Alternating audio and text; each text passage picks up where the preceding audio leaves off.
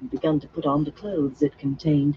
Except for a linen shift, they were all plain woolens in shades of brown, suitable for farm women come to the White Tower to consult the Aes Sedai, though the skirts divided for riding were a little unusual. Laris had done most of the needlework. Min had mostly just stuck herself. Liana was also covering her nakedness, but she seemed more interested in the short-bladed knife hanging from her belt than in the clothes themselves. 3 plainly dressed women had a chance, at least, of leaving the tower without attracting notice. A number of petitioners and people seeking help had been caught inside the tower by the fighting. 3 more creeping out of hiding should be hustled into the street at worst, so long as they were not recognized. The other women's faces might help, too. No one was likely to take a pair of young seeming at least, women for the Amerlin seat and the keeper of the chronicles. Former Amerlin and former keeper, she reminded herself. Only one guard, Swan said, wincing as she tugged on thick stockings. Strange. They'd guard a cut-purse better than that. Eyeing Laris, she pushed her feet into the sturdy shoes. It is good to see some do Hey, not believe movie the fan, charges how you against doing? me, whatever they are. The stout woman frowned and lowered her chins, Hope giving you're herself doing a well. breath. I am loyal to the tower, she said sternly. Such matters are not for me. I'm only a cook. This foolish girl has had me remembering too much of being a foolish girl myself. Seeing you, it's time for me to remember I am not a willowy girl any longer. She pushed the lantern into Min's hands. Min caught her stout arm as she turned to go. Laris, you won't give us away. Not now, after all you have done. The woman's wide face split in a smile, half reminiscent, half rueful. Hell yeah. Mindrida, you do How was your remind walk? me of me when I was your age. Foolish doings and near to getting myself hanged sometimes. I will not betray you, child, but I must live here. When second is rung, I will send a girl with wine for the guard. If he has not wakened or been discovered by them, that will give you more than an hour. Turning to the other 2 women, she suddenly wore the hard scowl Min had seen directed at undercooks and the like. You use that hour well here. They mean to stick you in the scullery, I understand, so they can haul you out for examples. I'd not care one way or the other. Such matters are for Aes Sedai, not cooks. One Amerlin is the same as another Yeah, to that me. always sucks But about if walks, you get this especially if it's hot child caught, outside. you can expect me to be striping your hides from sunup to sundown whenever you're not head down in greasy pots or cleaning slop jars. You will wish they had cut off your heads before I am done. And don't think they'll believe I helped. Everyone knows I keep to my kitchens. You mark me and jump. The smile popped back onto her face, and she pinched Min's cheek. You hurry them along, child.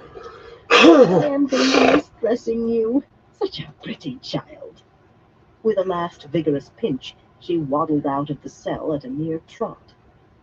Min rubbed her cheek irritably. She hated it when Laris did that. The woman was as strong as a horse. Near to hanging? What kind of lively girl had Laris been?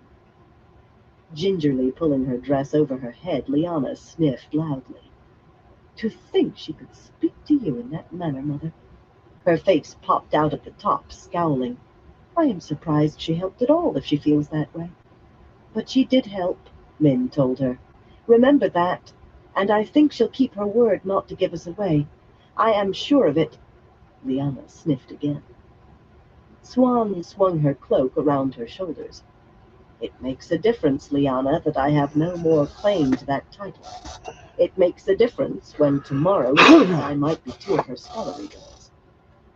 Liana clasped her hands to keep them from shaking, and would not look at her.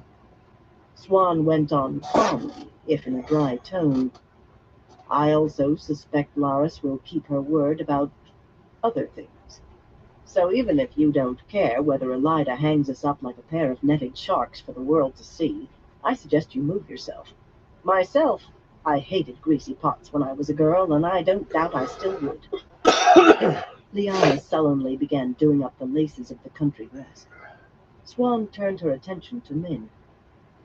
You may not be so eager to help us when I tell you we've both been stilled. Her voice did not shake, but it was stiff with the effort of saying the word, and her eyes looked pained and lost. It was a shock to realize her calm was all on the surface. Any one of the accepted could tie the pair of us into a running sheep's foot, Min. Most of the novices could. I know, Min said, careful to keep her tone clear of the smallest hint of sympathy. Sympathy now might break what self-control the other women had left, and she needed them in control of themselves. It was announced at every square in the city, and posted wherever they could nail up a notice. Are still alive. Liana gave a bitter laugh, which she ignored. We had best go. That guard might wake, or somebody check on him. Lead, Min, Swan said. We are in your hands.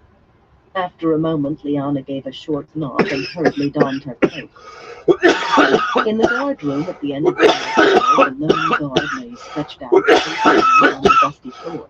That would have saved him sat on the rough plank table and a single lantern that provided the room's light.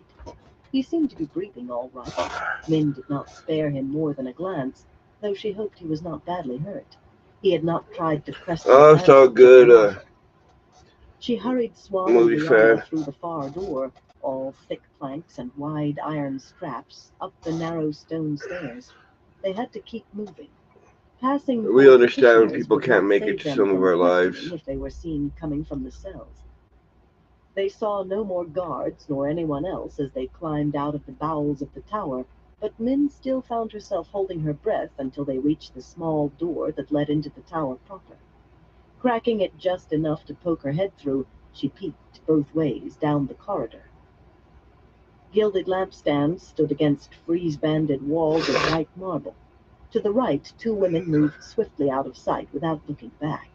The sureness of their steps marked them Aes Sedai, even if she could not see their faces. In the tower, even a queen walked hesitantly. In the other direction, half a dozen men stalked away, just as clearly warders, with their wolfish grace and cloaks that faded into the surroundings. She waited until the warders were gone, too, before slipping through the doorway. It's clear. Come on. Keep your hoods up and your heads down. Act a little frightened. For her part, it was no pretense. From the silent way the two women followed her, she did not think they needed to pretend either. The halls of the tower were seldom full, yet now they seemed empty. Occasionally, someone appeared for a moment ahead of them or down a side corridor. Whether Aes Sedai or warder or servant, all were hurrying, too intent on their own affairs to notice anyone else. The tower was silent, too. Then they passed a crossing hallway where dark blotches of dried blood flecked the pale green floor tiles. Two larger patches stretched off in long smears, as if bodies had been dragged away. Swan stopped, staring. What has happened? She demanded. Tell me, Min. Liana gripped the hilt of her belt knife and peered around as if expecting an attack. Fighting, Min said reluctantly. She had hoped the two women would be out of the tower grounds, even out of the city, before learning of this. She herded them around the dark stains, prodded them on when they tried to look back. It began yesterday, right after you were taken, and did not stop until maybe 2 hours ago. Not completely. You mean the Gaidin? Liana exclaimed. Warders? Fighting each other? Warders, the guardsmen, everyone. It started when some men who came claiming to be masons, 200 or 300 of them, tried to seize the tower itself right after your arrest was announced. Swan scowled. Danelle, I should have realized there was more to it than not paying attention. Her face twisted more until Min thought she might begin crying. Arthur Hawkwing could not do it, but we did it ourselves. Edge of tears or not, her voice was fierce. The light help us. We have broken the tower. Her long sigh seemed to empty her of breath, and anger too. I suppose, she said sadly after a moment, I should be glad that some of the tower supported me, but I almost wish they had not. Min tried to keep her face expressionless, but those sharp blue eyes seemed to interpret every flicker of an eyelash. Or did they support me, Min? Some did. She had no intention of telling her how few. No. She had to prevent Swan thinking she still had partisans inside the tower. Elida didn't wait to find out if the Blue Aja would stand for you or not. There isn't a Blue Sister Hell yeah, in the big tower. movie fan. Not alive, I know that. Shiriam? Liana asked anxiously. Anaya? I don't know. There are not many greens left either, not in the tower. The other Ajas split one way and another. Most of the reds are still here. As far as I know, everybody who opposed Elida has either fled or else they are dead. Swan, it seemed odd calling her that. Liana muttered angrily under her breath, but calling her mother would only be a mockery now. Swan, the charges posted against you claim you and Liana arranged Mazrim Time's escape. Logain got away during the fighting, and they've blamed that on you, too. They don't quite name you Dark Friends. I suppose that would be too close to Black Aja, but they do not miss by much. I think everyone is meant to understand, though. They won't even admit the truth, Swan said softly, that they mean to do exactly what they pulled me down for. Dark Friends? Liana murmured in bewilderment. They named us? Why would they not? Swan breathed. What would they not dare when they dared so much? They hunched their shoulders in their cloaks and let Min lead them as she would. She just wished their faces did not look so hopeless. As they drew nearer an outside door, she began to breathe more easily. She had horses hidden in a wooded part of the grounds, not far from one of the western gates. There was still the question of how easy it would be to actually ride out, but once they reached the horses, she would feel the next thing to free. Surely the gate guards would not stop 3 women leaving. She kept telling herself that. The door she sought appeared ahead, a small, plain-paneled door, letting onto a path not much used, just opposite where this hall met the broad corridor that ran all the way around the tower, and Elida's face caught her eye, sweeping down the outer corridor toward her. Min's knees thudded onto the floor tiles, and she huddled, head down and face hidden by her hood, heart trying to pound through her ribs. A petitioner, that's all I am, just a simple woman with nothing to do with what's happened. Oh, light, please. She raised her head just enough to peek under the edge of her hood, half expecting to see a gloating Elida staring down at her. Elida swept by without a glance in Min's direction, the broad striped stole of the Amalin's seat around her shoulders. Alviarin followed, wearing the stole of the Keeper of the Chronicles, white for her Aja. A dozen or more Aes Sedai passed at Alviarin's heels, mostly reds, though Min saw 2 yellow-fringed shawls, a green one, and a brown. 6 warders flanked the procession, hands on hilts and eyes wary. Those eyes swept across the 3 kneeling women and dismissed them.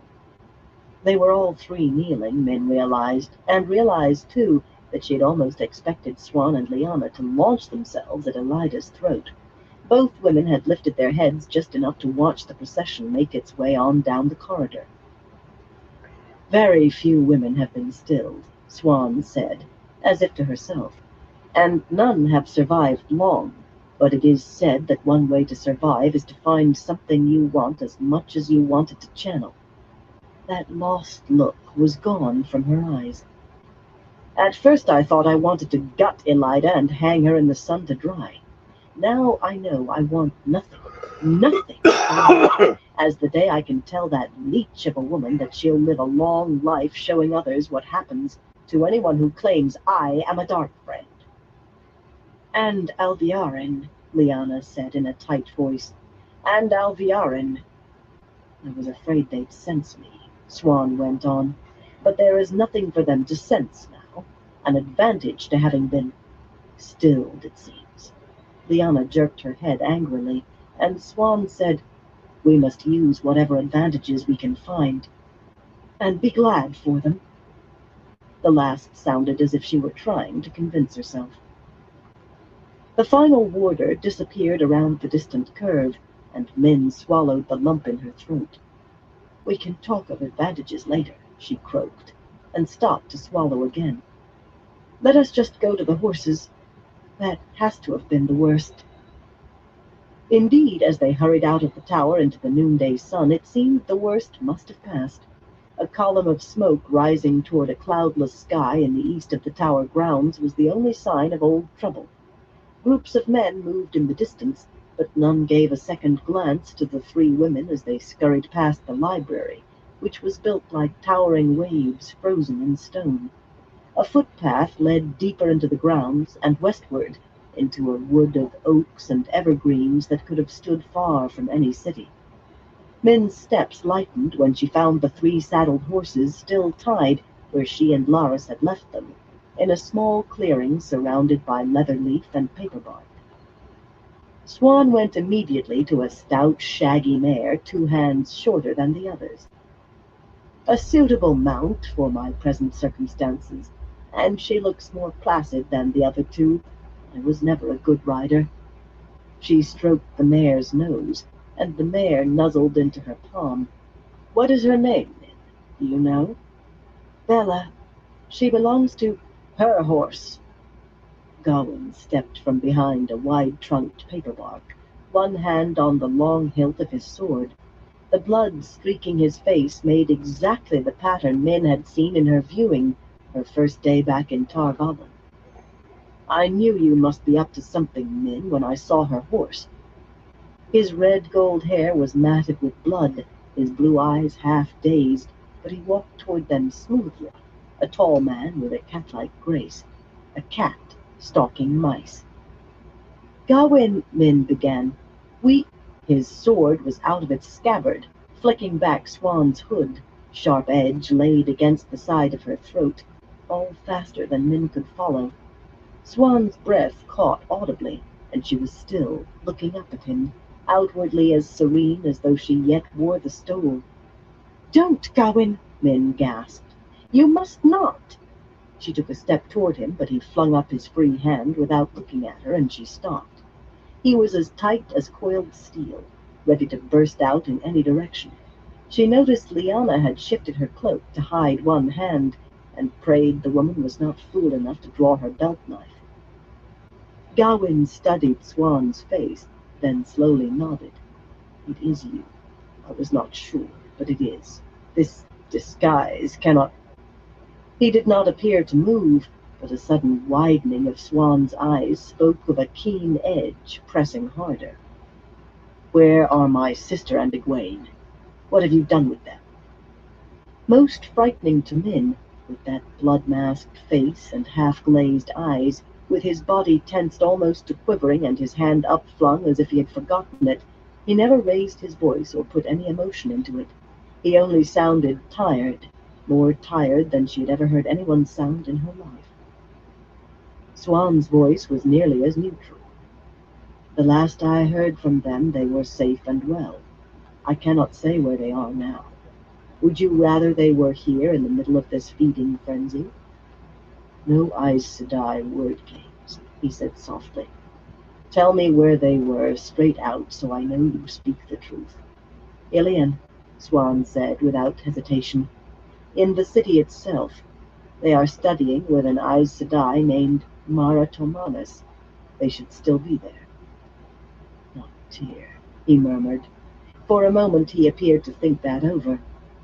Abruptly he said, They say you are a dark friend. Black Aja, that would be, would it not? If you really believe that, Swan said calmly, then strike off my head.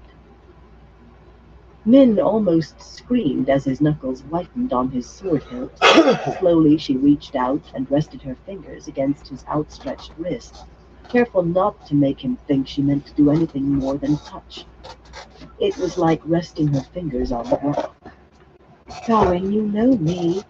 You can't think I would help the Black Aja. His eyes never wavered from Swan's face. Hey, Gear Changer, how you doing? Gawain, Elaine supports Oh, that her on sucks, Gear everything she's Changer. done. Your own sister, I hope Gawain. you get better, bro. His flesh was still starved. Hospitals suck. Egwene believes in her too, Gawain. His wrist trembled under her fingers. I swear it, Gawain. Egwene believes.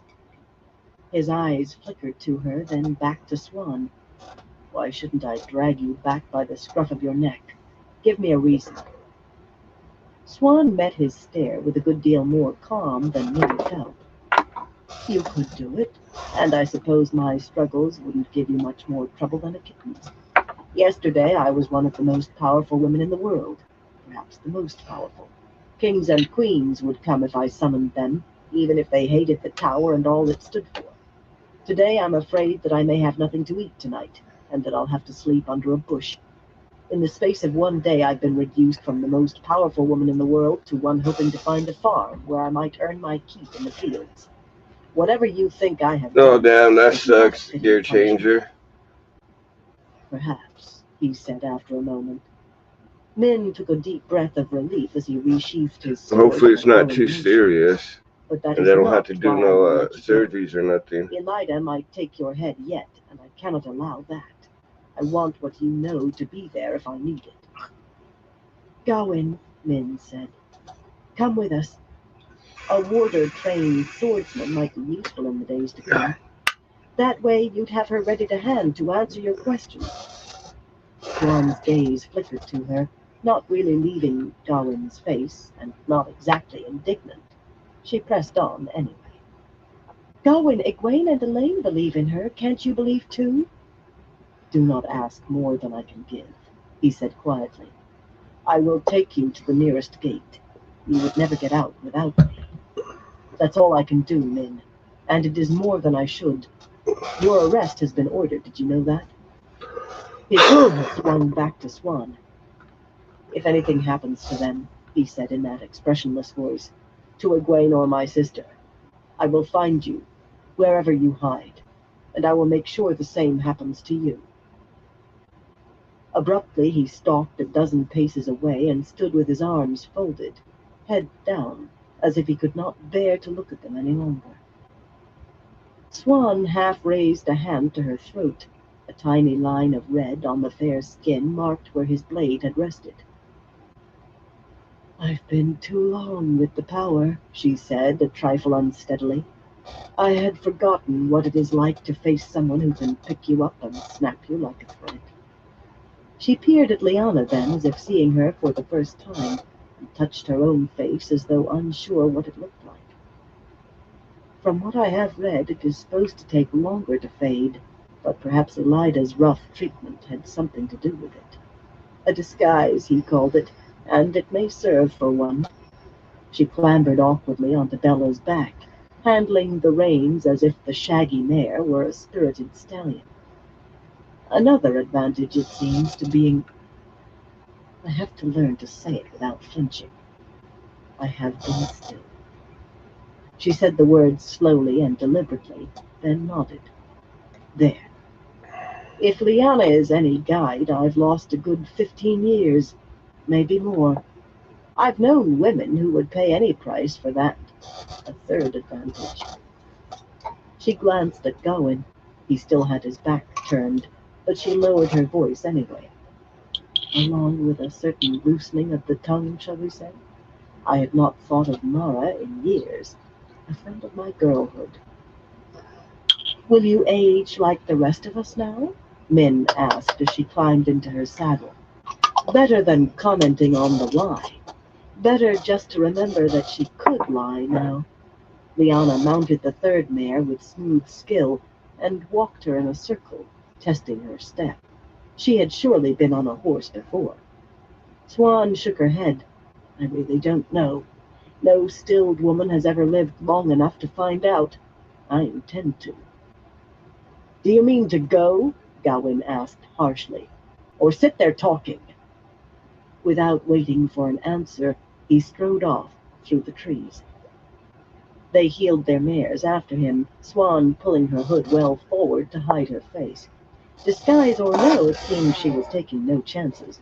Lyanna was already shrouded as deeply in hers as she could be. After a moment, men imitated them. Elida wanted her arrested? That had to mean that she knew Elmindrida was Min. How long had the woman known? How long had Min been walking around thinking herself hidden, while Elida watched and smirked at her for a fool? It was a shivery thought. As they caught up to Gawain at a gravelled path, 20 or more young men appeared, striding toward them, some perhaps a few years older than he, others little more than boys. Men suspected some of those last did not have to shave yet, at least not regularly. All carried swords at their belts or on their backs, though, and 3 or 4 had breastplates. More than one sported a bloody bandage, and most wore clothes spotted with blood.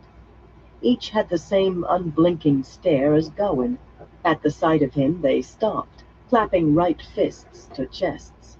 Without slowing, Gawain acknowledged the salute with a nod, and the young men fell in behind the women's horses. "The students?" Swan murmured.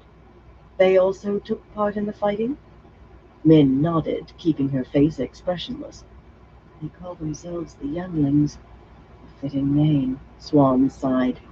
"Some are no more than children," Liana muttered.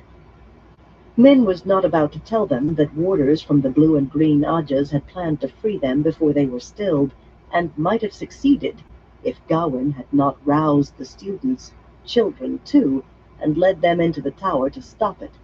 The fighting had been among the deadliest, student against teacher, and no mercy, no quarter. The tall, bronze-studded Alandrel gate stood open, but guarded heavily. Some guards wore the flame of Tar Valon on their chests, others had workmen's coats and mismatched breastplates and helmets. Guardsmen and fellows who had come disguised as masons. Both sorts looked hard and resourceful, used to their weapons, but they kept apart, eyeing each other distrustfully. A grizzled officer stood out from the tower guardsmen with arms folded, and watched Gawain and the others approach. "Writing materials," Gawain snapped. "Quickly." "Well, you must be these younglings I've heard of," the grizzled man said. "A fine bunch of bloody young cockerels, but I've had orders to let no one leave the tower grounds, signed by the Amelin seat herself. Who do you think you are to countermand that?" Gawain raised his head slowly. "I am Gawain Trakan of Andor," he said softly, "and I mean to see these women leave, or you dead." The other younglings moved up behind him, spreading out to face the guards with hands on swords, unblinking, perhaps not caring that they were outnumbered. The grizzled man shifted uneasily, and one of the others muttered, "He's the one they say killed Hamar and Kulin." After a moment, the officer jerked his head toward the guardhouse, and one of the guardsmen ran inside, returning with a lap desk, a small red stick of sealing wax burning in a brass holder at one corner. Gawain let the man hold the desk while he scribbled furiously. "This will let you past the bridge guards," he said, letting a pool of red wax drip beneath his signature. He pressed his signet ring into it firmly. "You killed Kulin?" Swan said, in a cold tone fitting her former office. "And Hamar?" Min's heart sank. "Be quiet, Swan. Remember who you are now and be quiet." Gawain spun to face the 3 women, his eyes like blue fire. "Yes," he grated. "They were my friends, and I respected them, but they sided with Swan Sanche, and I had to—" Abruptly, he shoved the paper he had sealed into Min's hand. "Go! Go before I change my mind." He slapped her mare, then darted to slap the other 2 as Min's horse leapt through the open gates. "Go!" Min let her horse cross the great plaza surrounding the tower grounds at a quick trot, Swan and Liana right behind her. The plaza was empty, and so were the streets beyond. The ring of their horses' hooves on the paving stones echoed hollowly. Whoever had not already fled the city was hiding. She studied Gawain's paper as they rode. The blob of red wax bore the imprint of a charging boar. "This just says we have permission to leave. We could use it to board a ship as well as at the bridges." It seemed smart to be going away no one knew, not even Gawain. She did not really think he would change his mind, but he was brittle, ready to shatter at the wrong blow. "That might be a good idea," Liana said. "I always thought Galad was the more dangerous of those 2, but I am no longer sure. Hamar and Kulin." She shivered. A ship would take us farther, faster than these horses can. Swan shook her head. Most of the Aes Sedai who fled will have crossed the bridges for sure. That is the quickest way out of the city if someone might be chasing you. Quicker than waiting while a ship's crew casts off. I must stay close to Tar Valon if I'm to gather them in. They won't follow you, Lyanna said in a monotone freighted with meaning. You have no right to the stole any longer, not even to the shawl or the ring. I may no longer wear the stole, Swan replied just as flatly, but I still know how to ready a crew for a storm, and since I cannot wear the stole, I must see they choose the right woman in my place. I'll not let Elida get away with calling herself the Amelin. It has to be someone strong in the power, someone who sees things the right way. Then you mean to go on aiding this dragon? Lyanna snapped. What else would you have me do? Curl up and die? Lyanna shuddered as if she had been struck in the face, and they rode in silence for a time. All of those fabulous buildings around them, like wind-sculpted cliffs and waves and great flights of birds, loomed frighteningly with no people in the streets save themselves, and one lone fellow who came darting around a corner up ahead, scuttling from doorway to doorway, as if scouting their way for them. He did not lessen the emptiness, only emphasized it. What else can we do? Lyanna said eventually.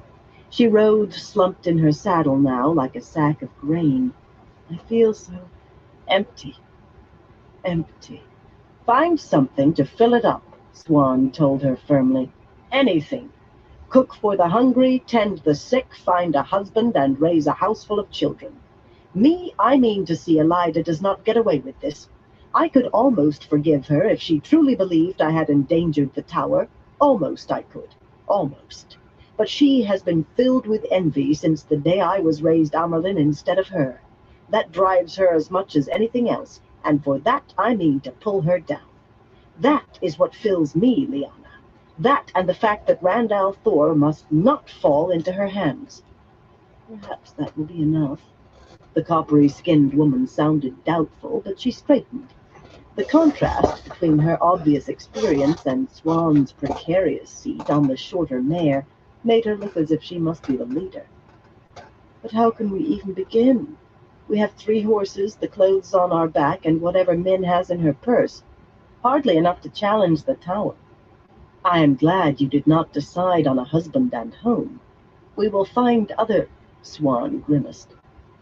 We will find Aes Sedai who fled. Find what we need. We may have more than you think, Lyanna. Min, what does that pass Gawain gave us say? Does it mention 3 women? What? Quickly, girl. Min glared at her back. Swan had been peering at the darting man ahead, a large, dark-haired fellow, dressed well but plainly in somber browns. The woman sounded as if she were still Amerlin. Well, I wanted her to find her backbone, didn't I? Swan turned to stare at her with those sharp blue eyes. Somehow they seemed no less intimidating than before. The bearers are authorized to depart Tar Valon on my authority, Min quoted hastily from memory. Who impedes them will answer to me.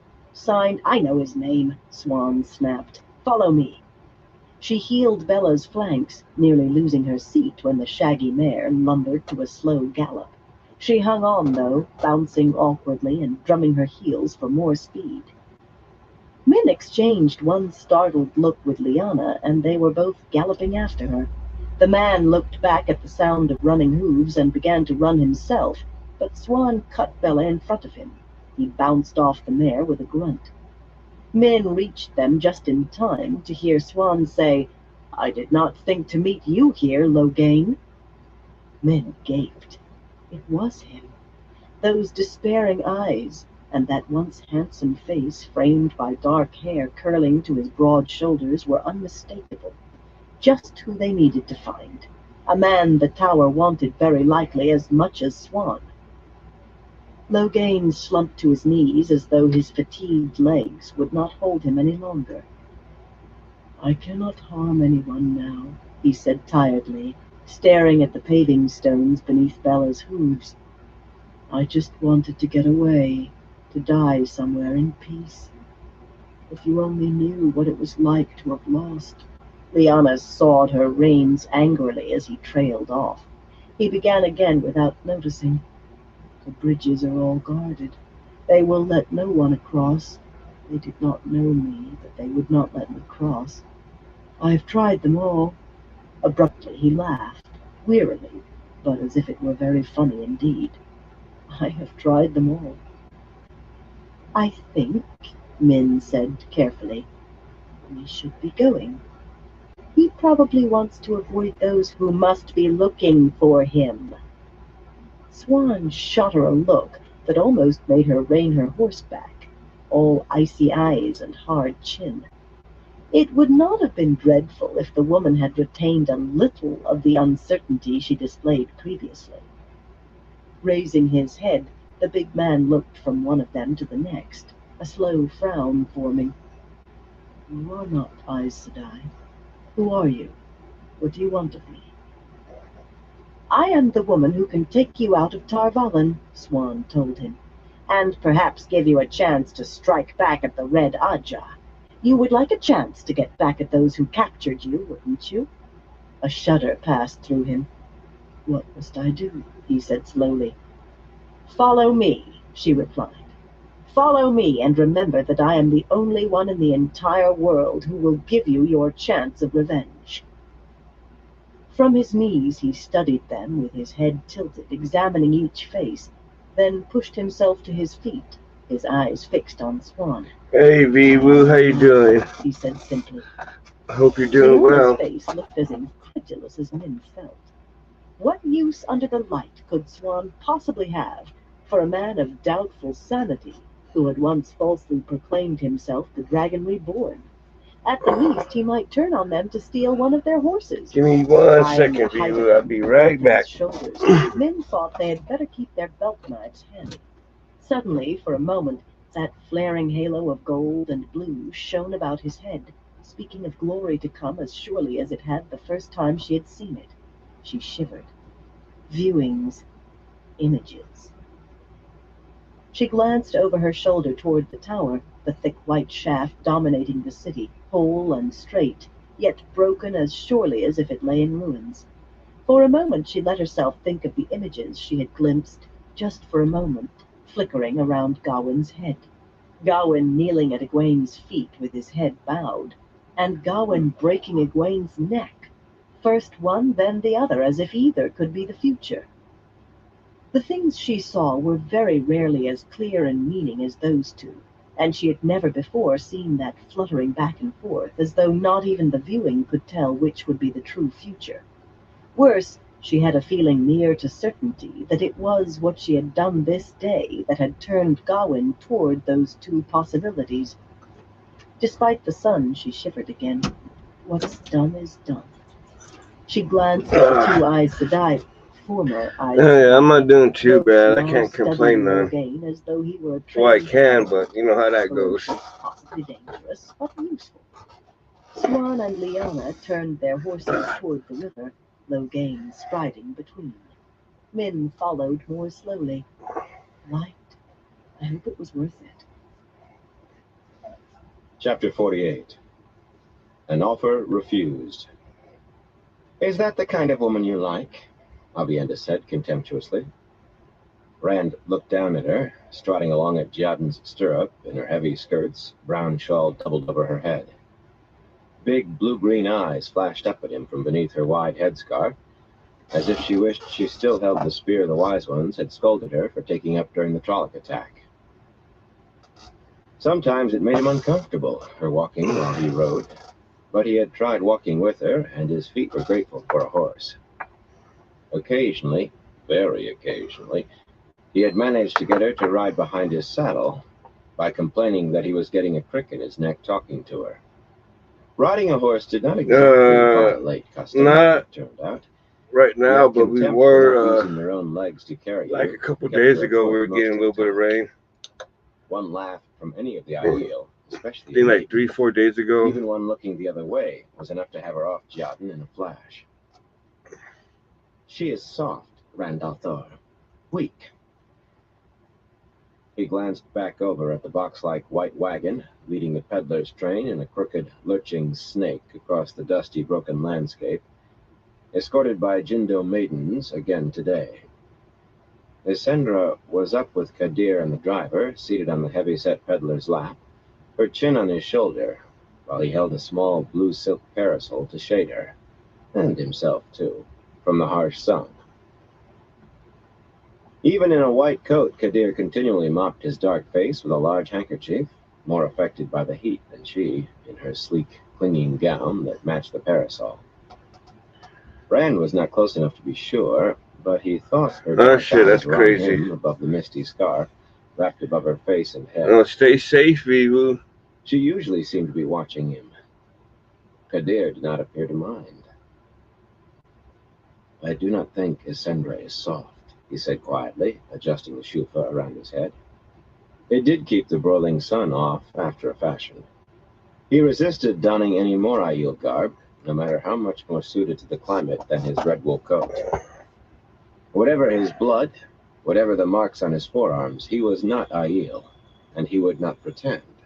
Whatever he had to do, he could hang on to that scrap. I would not say that.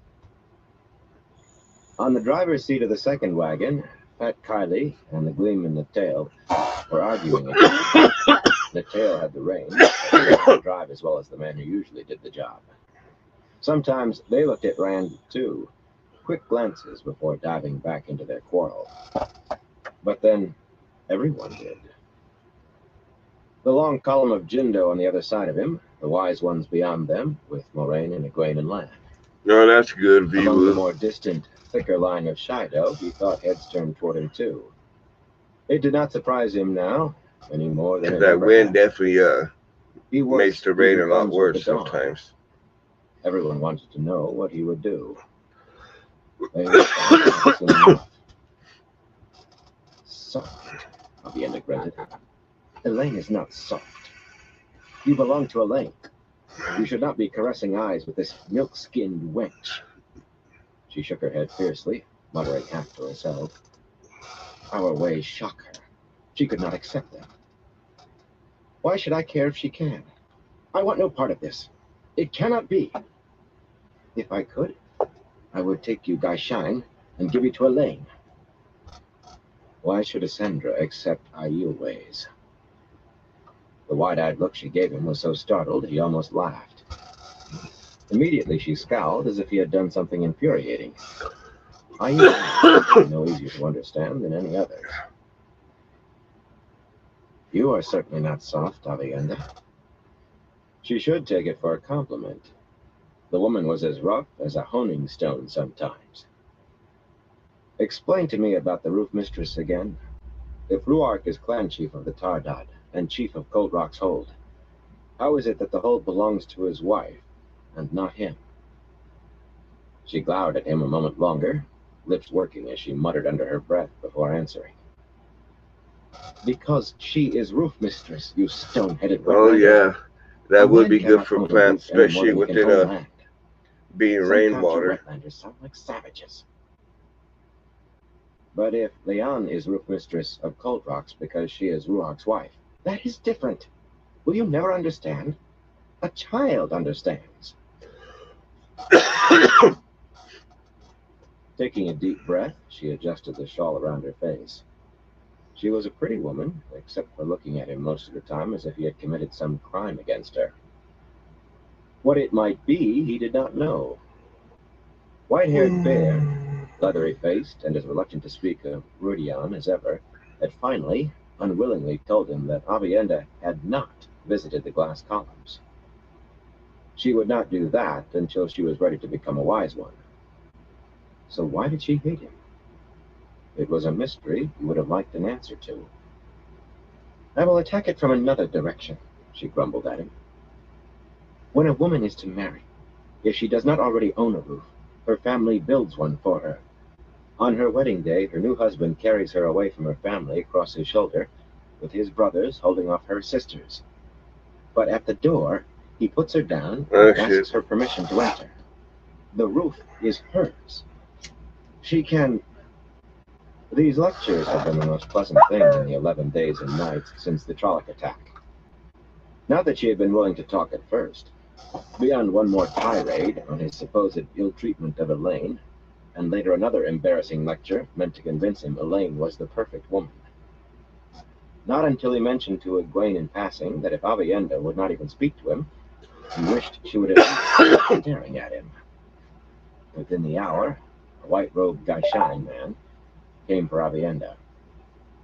Whatever the wise ones had to say to her, she returned in a quivering fury to demand that he let her teach him about Aiel ways and customs. No doubt in hope he would reveal something of his plans by the questions he asked. After the viperish subtleties of Tyr, the openness of the wise one's spying was refreshing. Still, it was doubtless wise to learn what he could, and talking with Aviendha could actually be enjoyable, especially on those occasions when she seemed to forget she despised him for whatever reason. Of course, whenever she realized they had begun to talk like two people instead of captor and captive, she did have a tendency to throw one of her white-hot outbursts, as though he had lured her into a trap. Yet even with that, their conversations were pleasurable, certainly by comparison with the rest of the journey. He was even beginning to find her tantrums amusing, though he was wise enough not to let her know. If she saw a man she hated, at least she was too wrapped up in that to see He Who Comes with the Dawn, or the Dragon Reborn. Just Randall Thor. At any rate, she knew what she thought of him. Not like Elaine, with one letter that made his ears grow hot, and another written the same day that made him wonder if he had grown fangs and horns like a Trolloc. Min was just about the only woman he had ever met who had not tangled his wits into a ball. But she was off in the tower, safe there at least. And that was one place he meant to avoid. Sometimes he thought life would be simpler if he could just forget women altogether. Now Aviendha had started creeping into his dreams as if Min and Elaine were not bad enough. Women tied his emotions in knots, and he had to be clear-headed now. Clear-headed and cold. He realized he was looking at Isendra again. She wriggled slender fingers at him past Kadir's ear. He was sure those full lips curved into a smile. Oh yes, dangerous. I have to be cold and hard as steel. Sharp steel. 11 days and nights into the 12th, and nothing else had changed. Days and nights of odd rock formations and flat-topped stone spires and buttes thrusting up from a broken, blistered land, crisscrossed by mountains seemingly stuck in at random. Days of baking sun and searing winds. Nights of bone-shaking cold. Whatever grew seemed to have thorns or spines, or else a touch itched like fury. Some, Aviendha said, were poisonous. That list seemed longer than the one of those edible. The only water was in hidden springs and tanks, though she pointed out plants that meant a deep hole would fill with slow seepage, enough to keep one or two men alive, and others that could be chewed for a sour, watery pulp. One night, lions killed 2 of the Shido pack horses, roaring in the darkness as they were driven from their prey to vanish into the gullies. A wagon driver disturbed a small brown snake as they were making camp the 4th evening. A 2-step, Aviendha called it later, and it proved its name. The fellow screamed and tried to run for the wagons despite seeing Moraine hurrying toward him. He fell on his face at his 2nd stride, dead before the Aes Sedai could dismount from her white mare. Aviendha listed venomous snakes, spiders, and lizards. Poisonous lizards.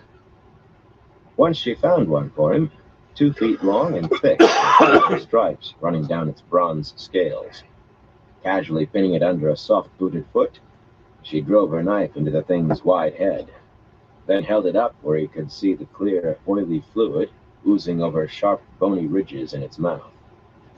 A Gara, she explained, could bite through a boot. It could also kill a bull. Others were worse, of course. The Gara was slow and not really dangerous unless you were stupid enough to step on it. When she flung the huge lizard off of her blade, The yellow and bronze faded right into the cracked clay. Oh yes, just do not be stupid enough to step on it. Moraine divided her time between the wise ones and Rand, usually attempting, in that Aes Sedai way, to bully him into revealing his plans. The wheel weaves as the wheel wills, she had told him just that morning, voice coolly calm, ageless face serene, but dark eyes hopped as she stared at him over Avienda's head. But a fool can strangle himself in the pattern. Have a care you do not weave a noose for your neck. She had acquired a pale cloak, almost Gaishine white, that shimmered in the sun, and beneath the wide hood she wore a damp, snowy scarf folded around her forehead. I make no nooses for my neck, he laughed, and she wheeled Aldib so quickly the mare nearly knocked Avienda down, galloping back to the Wise One's party, cloak streaming behind her. It is stupid to anger Aes Sedai, Avienda muttered, rubbing her shoulder. I did not think you were a stupid man. We will just have to see whether I am or not, he told her, not feeling like laughing anymore. Stupid? There were some risks you had to take. We will just have to see. Egwene rarely left the Wise Ones, walking with them as often as she rode Mist, sometimes taking one of them up behind her on the gray mare for a time. He had finally figured out that she was passing for full Aes Sedai again. Amis and Bear, Siana and Mullane seemed to accept it as readily as the Tyrants had, though not at all in the same way. At times, one or another of them argued with her so loudly he could almost make out what they were shouting more than 100 paces away. It was almost the manner they used with Avienda, though her they seemed to bully rather than argue with. But then sometimes they held what appeared to be rather heated discussions with Moraine, too, especially sun-haired Mullane. By the 10th morning, Egwene had finally stopped wearing her hair in those 2 braids, though it was the oddest thing. The Wise Ones talked to her for the longest time, off by themselves, while the Gaishine were folding their tents, and Rand was saddling Jotun. Had he not known her better, he might have thought Egwene's head-down stance was an attempt at meekness, but that word could only be applied to her in comparison with Nynaeve, and maybe Moraine. Suddenly Egwene clapped her hands, laughing and hugging each of the Wise Ones in turn before hurriedly unraveling the plates. When he asked Avienda what was going on, she had been sitting outside his tent when he woke. She muttered sourly, "They have decided she has grown." Cutting off abruptly, she gave him a level look, folding her arms, and went on in a cool voice. "It is Wise One's business, Rand al'Thor. Ask them if you wish, but be prepared to hear that it is no concern of yours."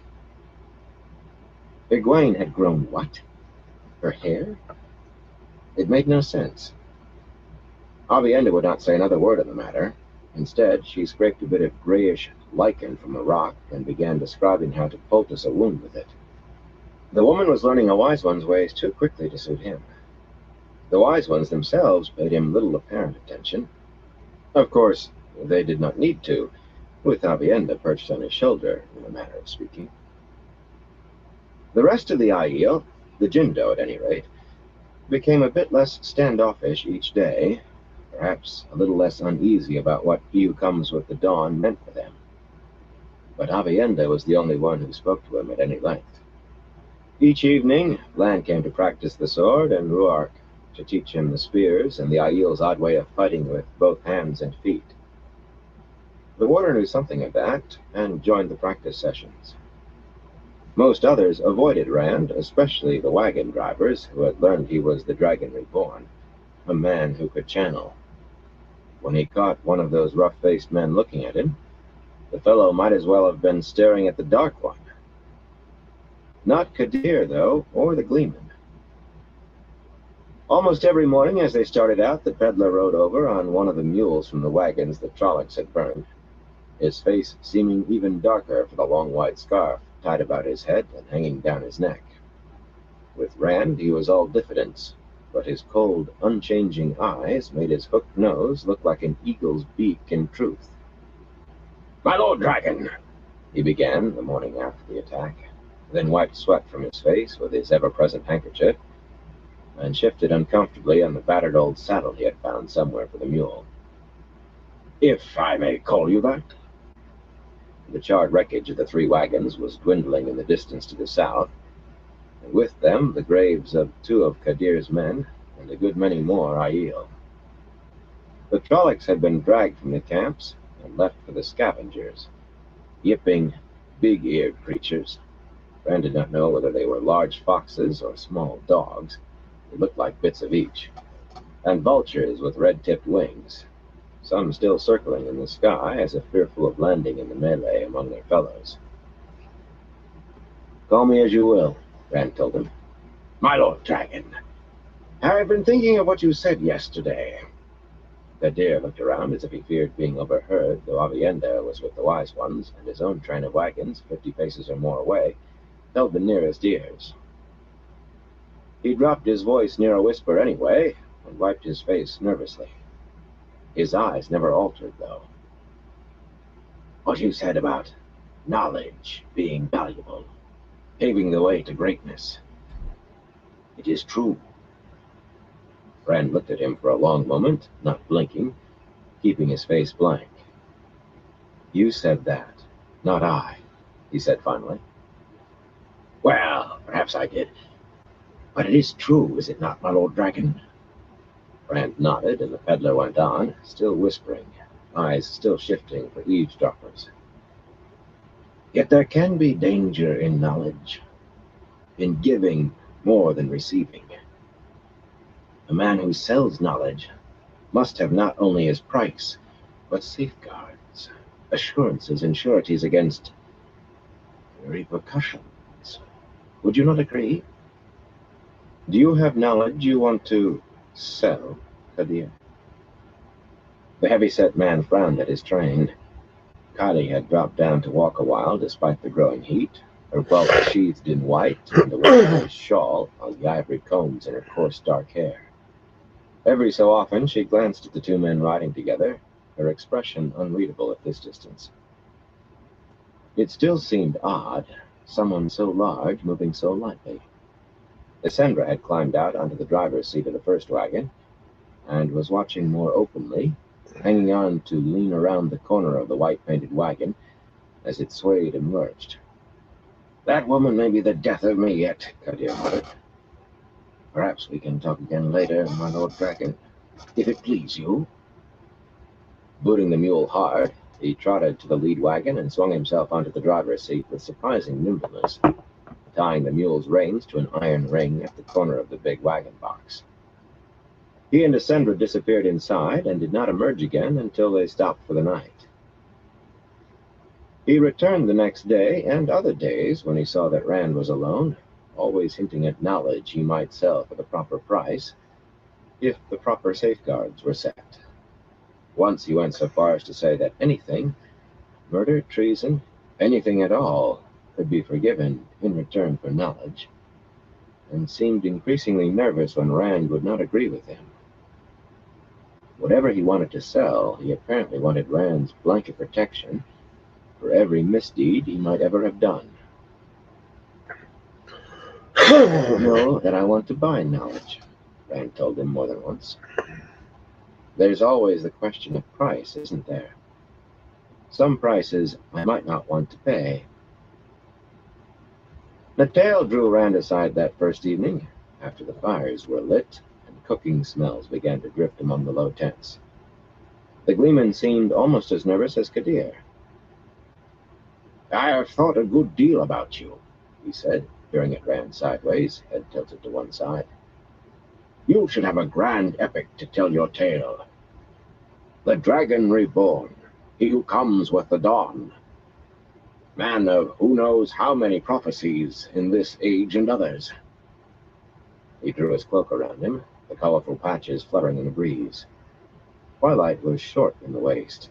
Night and cold came on quickly and together. "How do you feel about your prophesied destiny?" I must know if I am to compose this epic. Feel. Rand looked around the camp at the Jindo moving among the tents. How many of them would be dead before he was done? Tired. I feel tired. Hardly a heroic emotion, Natal muttered, but to be expected, given your destiny. The world riding on your shoulders, most people willing to kill you given the chance, the rest fools who think to use you, ride you to power and glory. Which are you, Natal? I am a simple gleeman. The man lifted an edge of his patch-covered cloak as if for proof. I would not take your place for all the world, not with the fate that accompanies it. Death or madness or both. His blood on the rocks of Shale Ghul. That is what the Kariathon cycle, the prophecies of the dragon, says, is it not? That you must die to save fools who will heave a sigh of relief at your death. No, I would not accept that for all your power and more. Rand, Egwene said, stepping out of the deepening darkness with her pale cloak wrapped around her, the hood well up. We have come to see how you have held up after your healing, and a day in that heat. Moraine was with her, face shrouded in the deep cowl of her white cloak, and Bear and Amice, Melaine, and Siana, heads swathed in dark shawls, all watching him, calm and cold as the night. Even Egwene. She did not have the Aes Sedai agelessness yet, but she had Aes Sedai eyes. He did not notice Avienda at first, trailing behind the others. For a moment he thought he saw compassion on her face. But if it was there, it vanished as soon as he saw him looking. Imagination. He was tired. Another time, Natal said, speaking to Rand, but looking at the women in that peculiar sidelong manner. We will talk another time. With the slightest of bows, he strode away. Does the future chafe you, Rand? Moraine said quietly when the gleeman was gone.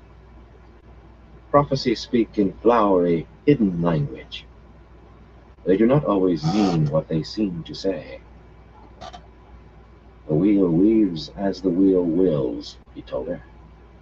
I will do what I must. Remember that, Moraine. I will do what I must. She seemed satisfied.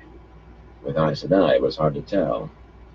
She would not be satisfied when she learned everything. Natal returned the next evening, and the next, and the next, always talking about the he would compose, but he displayed a morbid streak, digging for how Rand meant to face madness and death. His tale was meant to be a tragedy, it appeared.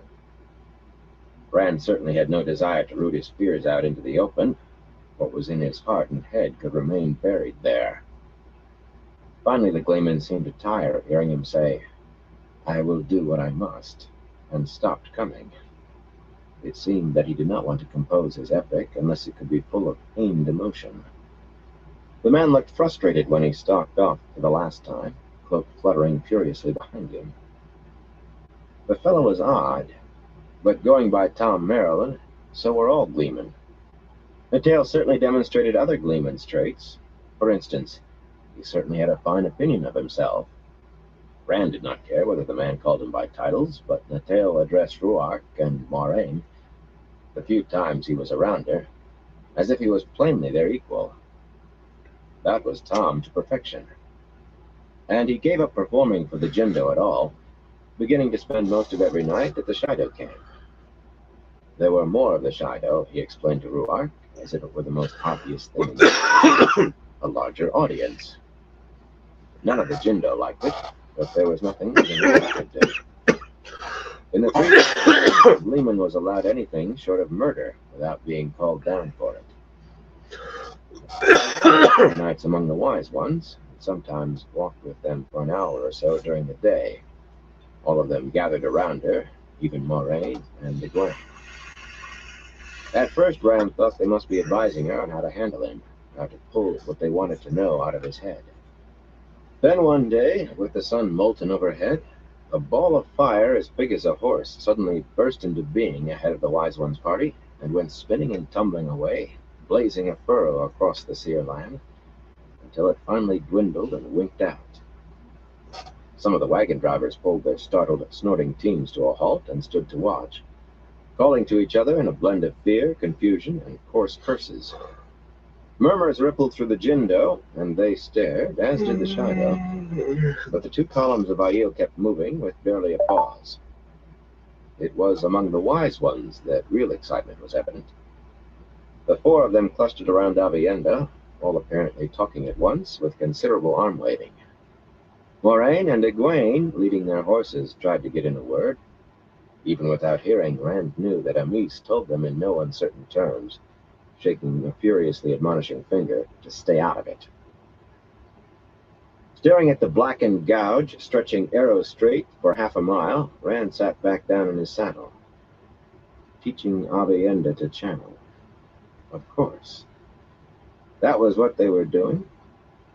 He scrubbed sweat from his forehead with the back of his hand. The sun had nothing to do with it. When that fireball leaped out into existence, he had instinctively reached for the true source. It had been like trying to dip water with a torn sieve. All his clawing at Saidin might as well have been clawing at air. One day that could happen when he needed the power desperately. He had to learn too, and he had no teacher. He had to learn not just because the power would kill him before he had to worry about getting mad if he did not. He had to learn because he had to use it. Learn to use it. Use it to learn. He began laughing so hard that some of the Jindo looked at him uneasily. He would have enjoyed Matt's company any time during those 11 days and nights, but Matt never came near for more than a minute or two, the broad brim of his flat-crowned hat pulled down to shade his eyes, the black-hafted spear lying across the pommel of Phips's saddle, with its odd raven-marked, power-wrought point, like a short, curving sword blade. If your face darkens from the sun anymore, you will turn into an Aielman, he might say, laughing, or, do you mean to spend the rest of your life here? There's a whole world the other side of the dragon wall. Wine, women, you remember these things? But Matt looked plainly uneasy, and he was even more reluctant than the Wise Ones to speak of Rudion, or what had happened to them there. His hand tightened on that black haft at the very mention of the fog-domed city, and he claimed not to remember anything of his journey through the Tirangrial, then proceeded to contradict himself by saying, You stay out of that thing, Rand. It isn't like the one in the stone at all. They cheat. Burn me, I wish I'd never seen it. The one time Rand mentioned the Old Tongue, he snapped, Burn you! I don't know anything about the bloody Old Tongue! And galloped straight back to the peddler's wagons. That was where Matt spent most of his time, dicing with the drivers, until they realized he won a very great deal more often than he lost, no matter whose dice he used, engaging Kadir or Natail in long talks at every opportunity, pursuing Isendra. It was clear what was on his mind from the first time he grinned at her and straightened his hat, the morning after the Trolloc attack. He spoke to her nearly every evening for as long as he could, and pricked himself so badly plucking white blossoms from a spiky thorn bush that he could barely handle his reins for 2 days, though he refused to allow Moraine to heal him. Isendra did not precisely encourage him, but her slow, sultry smile was hardly calculated to drive him away, either. Kadir saw, and said not a word, though sometimes his eyes followed Matt like a vulture's. Others did comment. Late one afternoon, as the mules were being unhitched and the tents going up, and Rand was unsaddling Jotun, Matt was standing with Isendra in the meager shade of one of the canvas-topped wagons, standing very close. Shaking his head, Rand watched as he wiped the dapple down.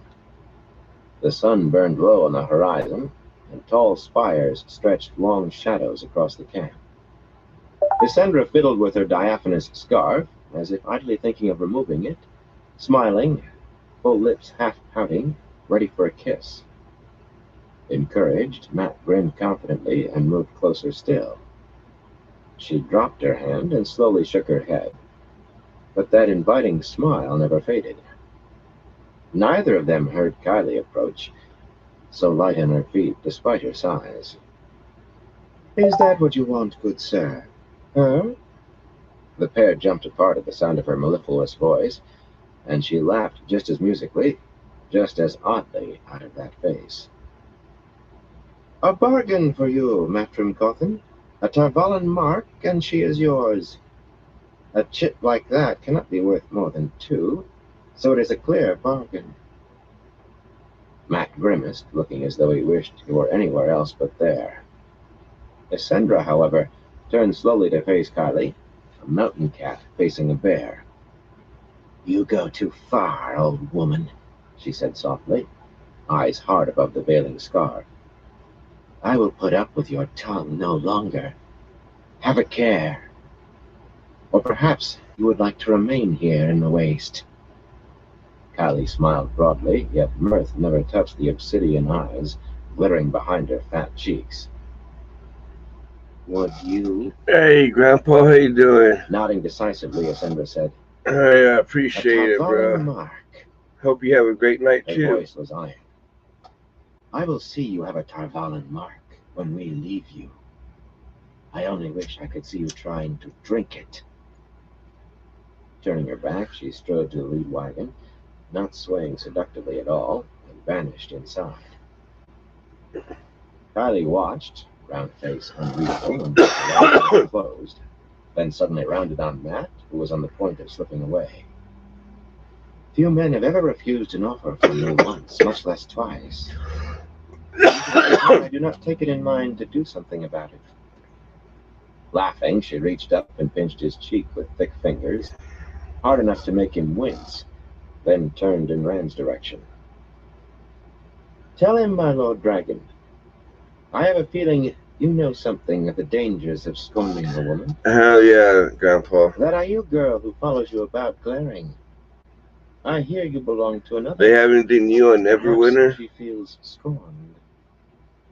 "I doubt it, mistress," he said dryly. "Avienda would plant a knife in my ribs if she believed I had thought of her that way." The immense woman laughed uproariously. Matt flinched as she reached for him again, but all she did was pat the cheek she had pinched before. "You see, good sir, scorn a woman's offer, and perhaps she thinks nothing of it. But perhaps," she made a skewering motion, "the knife. A lesson any man can learn. Eh, my Lord Dragon?" Wheezing with laughter, she hurried off to check on the men tending the mules. Rubbing his cheek, Matt muttered, "They're all crazy," before he too left. He did not abandon his pursuit of Essendra, though. So it went for 11 days and into the 12th, across a barren, hard-baked land. Be right back.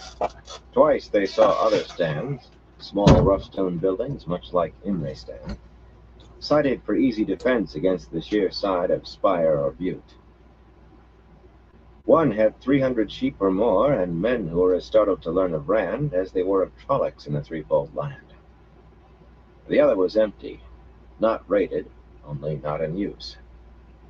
Several times Rand spotted goats or sheep or pale longhorned cattle in the distance.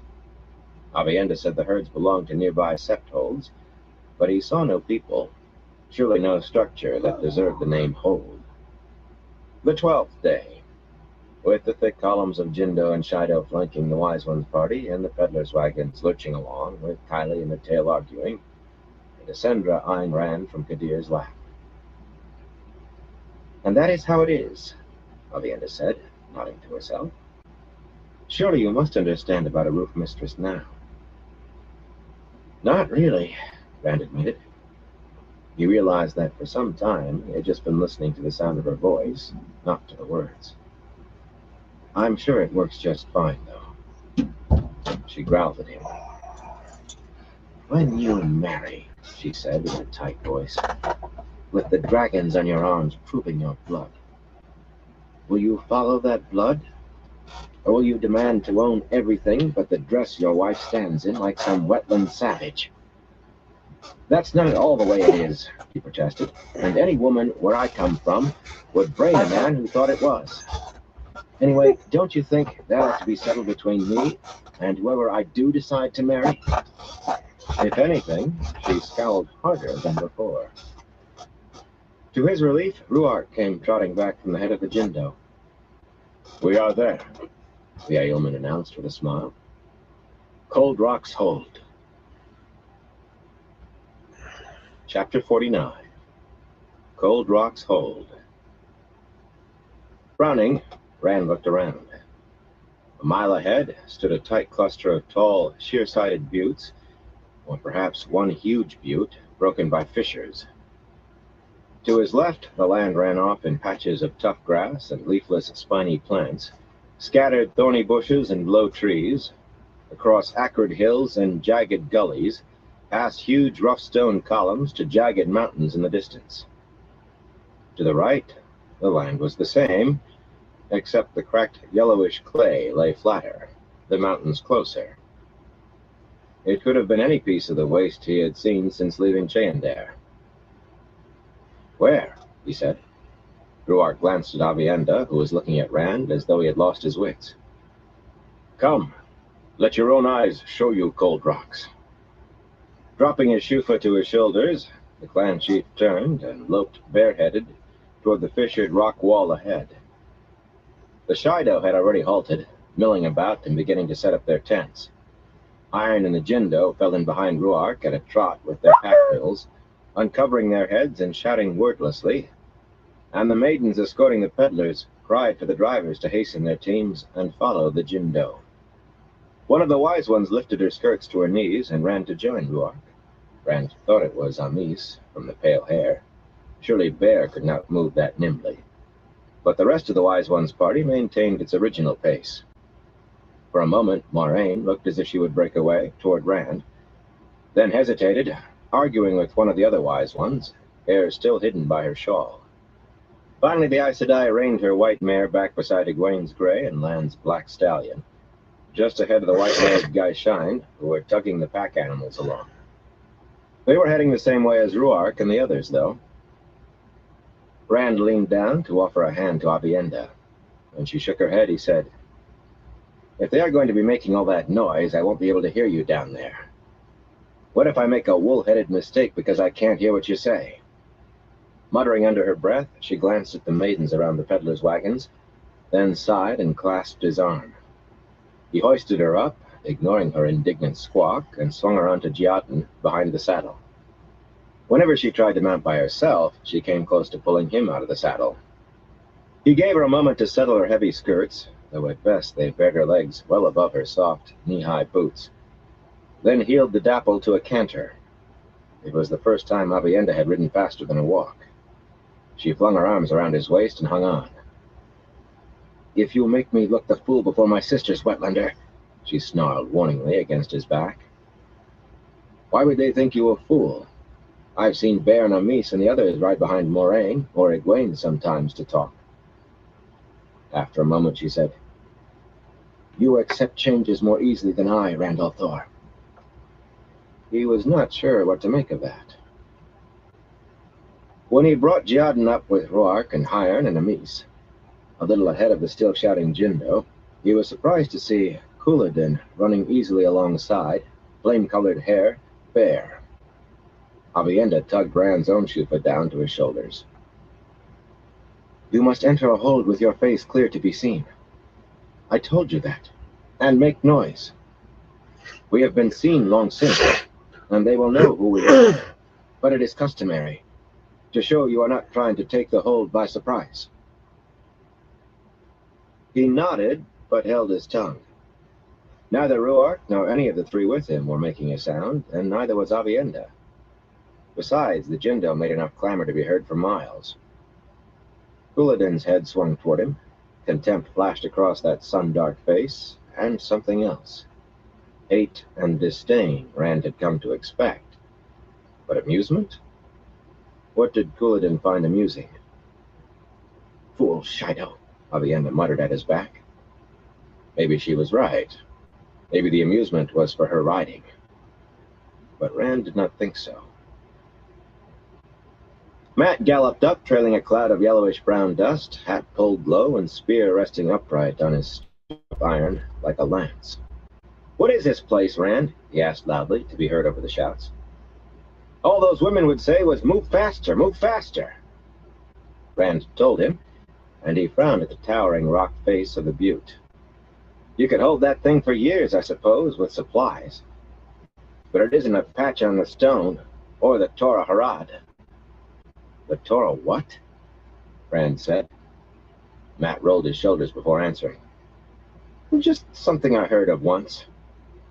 He stood in his stirrups to peer back over the heads of the Jindo toward the peddler's train. "At least they're still with us. I wonder how long before they finish trading and go." "Not before Alker Dal.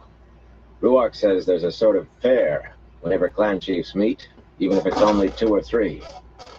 With all help coming, I don't think Kadir and Kairi will want to miss it." Matt did not look pleased at the news. Ruark led the way straight to the widest fissure in the sheer stone wall, 10 or 12 paces across at the broadest, and shadowed by the height of its sheer sides as it wove deeper and deeper, dark and even cool beneath a ribbon of sky. It felt odd to be in so much shade. The Aiel's wordless shouts swelled, magnified between the gray-brown walls. When they suddenly ceased, the silence, broken only by the clatter of mules' hooves and the creak of wagon wheels far behind, seemed very loud. They rounded another curve, and the fissure opened abruptly into a wide canyon, long and almost straight. From every side, shrill, ululating cries broke from hundreds of women's mouths. A thick crowd lined the way, women in bulky skirts, shawls wrapped about their heads, and men wearing grayish-brown coats and breeches that cut and sore, and maidens of the spear, too, waving their arms in welcome, beating on pots or whatever could make a noise. Rand gaped, and not just for the pandemonium. The canyon walls were green, in narrow terraces climbing halfway up both sides. Not all were really terraces, he realized. Small, flat-roofed houses of gray stone or yellow clay seemed to be stacked practically atop one another, in clusters with paths winding between, and every roof a garden of beans and squashes, peppers and melons, and plants he did not know.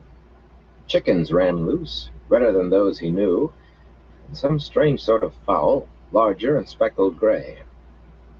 Children, most garbed like their elders, and white-robed Gaishan moved among the rows with big clay pitchers, apparently watering individual plants. The Aiel did not have cities, he had always been told, but this was certainly a fair-sized town, at least, if as odd a one as he had ever seen. The din was too great for him to ask any of the questions that popped into his head, such as what were those rounded fruits, too red and shiny for apples, growing on low, pale-leaved bushes, or those straight, broad-leafed stalks lined with long, fat, yellow-tasseled sprouts. He had been too long a farmer not to wonder.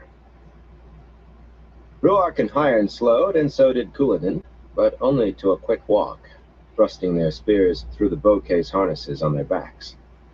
Amis ran on ahead, laughing like a girl, while the men continued their steady advance along the crowd-lined canyon floor, the cries of the hold's women vibrating in the air and nearly overshadowing the clanging of pots. Rand followed, as Avienda had told him to. Matt looked as if he wanted to turn around and ride right back out again.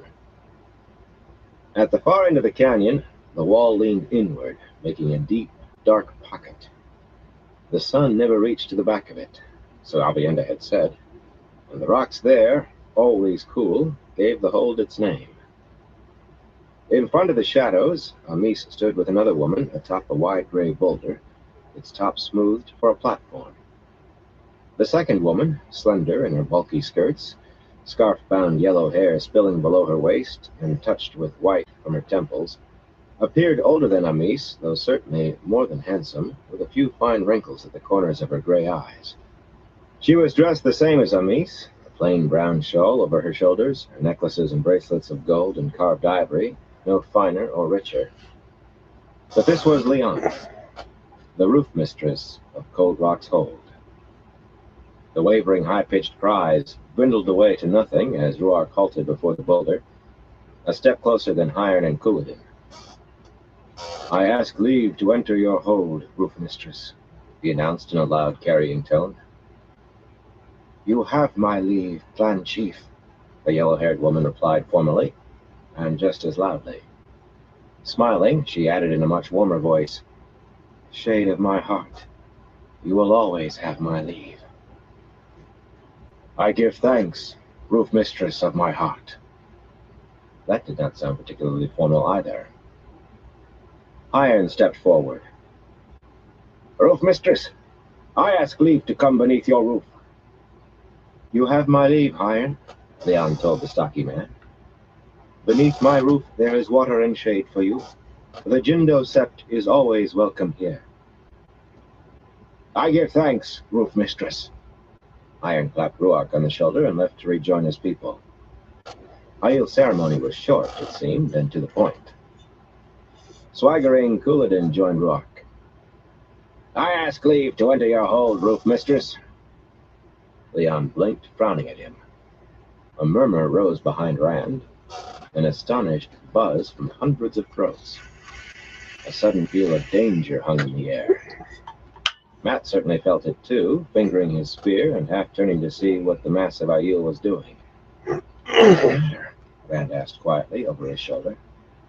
"Why doesn't she say something?" "He asked as if he were a clan chief," Avienda whispered disbelievingly. "The man is a fool. He must be mad. If she refuses him, it will mean trouble with the Shaido, and she may, for such an insult. Not blood feud.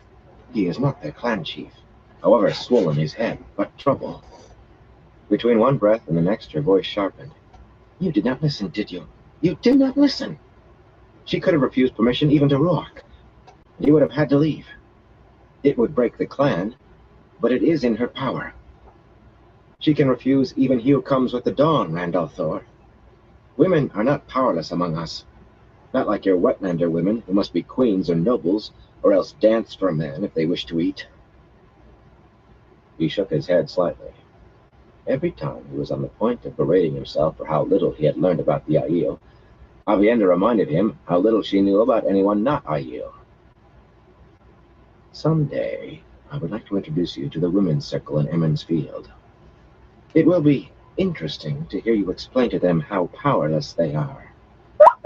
He felt her shifting against his back, trying to get a good look at his face, and carefully kept his expression smooth. "Maybe they'll explain a few things to you, too." "You have my leave," Leon began.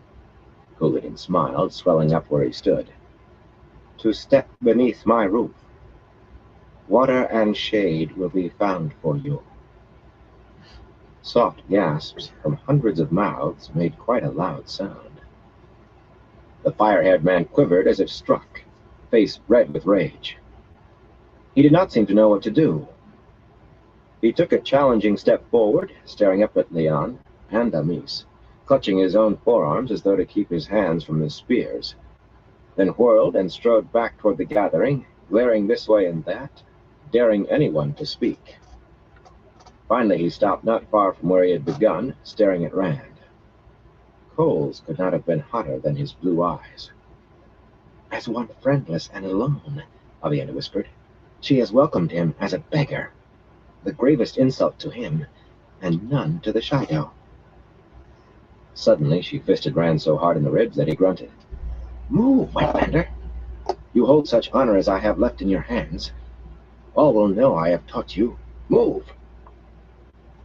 Swinging a leg over, he slid from Giadan's back and strode up beside Ruark. "I am not Aiel," he thought. "I do not understand them, and I cannot let myself come to like them too much. I cannot." None of the other men had done so, but he bowed to Leon. That was how he had been brought up. "Roof Mistress, I ask leave to come beneath your roof." He heard Avienda's breath catch. He had been supposed to say the other thing, what Ruark had. The clan chief's eyes narrowed worriedly, watching his wife, and Couladin's flushed face twisted in a scornful smile. The soft murmurs from the crowd were puzzled. The roof mistress stared at Rand even harder than she had at Couladin, taking him in from hair to boots and back again, the shufa lying around the shoulders of a red coat that would surely never be worn by an Aiel. She looked questioningly at Amis, who nodded. Such modesty, Leon said slowly, is becoming in a man. Men seldom know where to find it. Spreading her dark skirts, she curtsied, awkwardly. It was not a thing Aiel women did, but still a curtsy in return of his bow. The Kara Khan has leave to enter my hold. For the chief of chiefs, there is ever water and shade at Cold Rocks. Another great ululation from the women in the crowd, but whether for him or for the ceremony, Rand did not know. Couladin paused to stare implacable hatred at him, then stalked off, brushing roughly past Avienda as she slid ungracefully from the dapple stallion. He melded quickly into the dispersing crowd. Matt slowed in the act of dismounting to stare after the man. "Watch your back with that one, Rand," he said quietly. "I mean it." "Everybody tells me that," Rand said. The peddlers were already setting up to trade in the center of the canyon, and at the entrance, Moraine and the rest of the Wise Ones company were arriving, to a few shouts and the drumming of pots, but nothing like the cries that had welcomed Ruach. "He isn't who I have to worry about. His dangers were not Aiel. Moraine to one side and Lanfear to the other. How could I have more danger than that?" It was nearly enough to make him laugh. Amis and Leon had climbed down, and to Rand's surprise, Ruach put an arm around each of them. They were both tall, as most Aiel women seemed to be, but neither came higher than the clan chief's shoulder. "You have met my wife, Amis," he said to Rand. "Now you must meet my wife, Leon." Rand realized his mouth was hanging open and closed it quickly. After Avienda had told him the roof mistress of Cold Rocks was Ruach's wife and named Leon, he was sure he had misunderstood back at Cheandare, all that shade of my heart between the man and Amis. He had other things on his mind then anyway. But this... "Both of them?" Matt spluttered. "Fight, too? Oh, burn me. He's the luckiest man in the world or the biggest fool since creation." "I had thought," Ruach said, frowning, "that Avienda was teaching you our customs. She leaves out much, it appears." Leaning to look around her husband, their husband, Leon raised an eyebrow at Amis, who said dryly, "She seemed ideal to tell him what he needs to know. Something to keep her from trying to run back to the maidens whenever our backs were turned, too. Now it seems I must have a long talk with her in a quiet place. No doubt she has been teaching him maiden hand talk, or how to milk a gara." Blushing slightly, Avienda tossed her head irritably. Her dark reddish hair had grown over her ears, long enough to sway in a fringe below her headscarf. "There were more important matters to speak of than marriages. Anyway, the man does not listen." "She has been a good teacher," Rand put in quickly. "I have learned a great deal about your customs and the threefold land from her." "Hand talk?" "Any mistakes I make are mine, not hers." "How did you milk the venomous 2-foot lizard?" "Why?" "She has been a good teacher, and I'd like to keep her as such, if that is all right." "Why in the life did I say that?" The woman could be pleasant enough sometimes, when she forgot herself anyway. The rest of the time she was a burr under his coat. Yet at least he knew who the Wise Ones had set to watch him, as long as she was there. Amis studied him, those clear blue eyes as sharp as an Aes Sedai's. But then she could channel. Her face merely looked younger than it should, not ageless, but maybe she was as much Aes Sedai as an Aes Sedai. "That sounds a fine arrangement to me," she said. Avienda opened her mouth, all bristling indignation, and closed it again sullenly when the Wise One shifted that stare to her. Perhaps the woman had thought her time with him was done, now that they had reached Cold Rocks. You must be tired after your journey, Leon said to Rand, her gray eyes motherly. And hungry as well. Come. Her warm smile included Matt, who was hanging back and beginning to look to the peddler's wagons. Come beneath my roof. Fetching his saddlebags, Rand left Jadin to the care of a Gaishain woman, who took Pips as well. Matt gave the wagons a final stare before tossing his saddlebags over his shoulder and following. Leon's roof, her house, sat on the highest level on the west side, with the steep canyon wall rising a good 100 paces above. Dwelling of the clan chief and roof mistress or no, from the outside it appeared to be a modest rectangle of large yellow clay bricks with narrow, glassless windows covered by plain white curtains. A vegetable garden on its flat roof, and another in front on a small terrace, separated from the house by a narrow path, paved with flat gray stones. Big enough for 2 rooms, maybe. Except perhaps for the square bronze gong hanging beside the door, it looked much like the other structures Rand could see, and from that vantage point, the entire length of the valley was laid out below him. A small, simple house. Inside, it was something else. The brick part was one large room, floored with reddish-brown tiles. But it was only part. Carved into the stone behind were more rooms, high-ceilinged and surprisingly cool, with wide arched doorways and silver lamps giving off a scent that hinted of green places. Rand saw only one chair, tall-backed and lacquered red and gold, with a look of not much use. The chief's chair, Avienda called it. There was little more wood to be seen, beyond a few polished or lacquered boxes and chests, and low reading stands holding open books. The reader would need to lie on the floor. Intricately woven carpets covered the floors, and bright rugs in layers. He recognized some patterns from Tyr and Kyrian and Andor, even Ilion and Taravan, while other designs were unfamiliar, broad, jagged stripes, and no 2 colors alike, or linked hollow squares in grays and browns and blacks. In sharp contrast to the harsh sameness outside this valley, there was vivid color everywhere.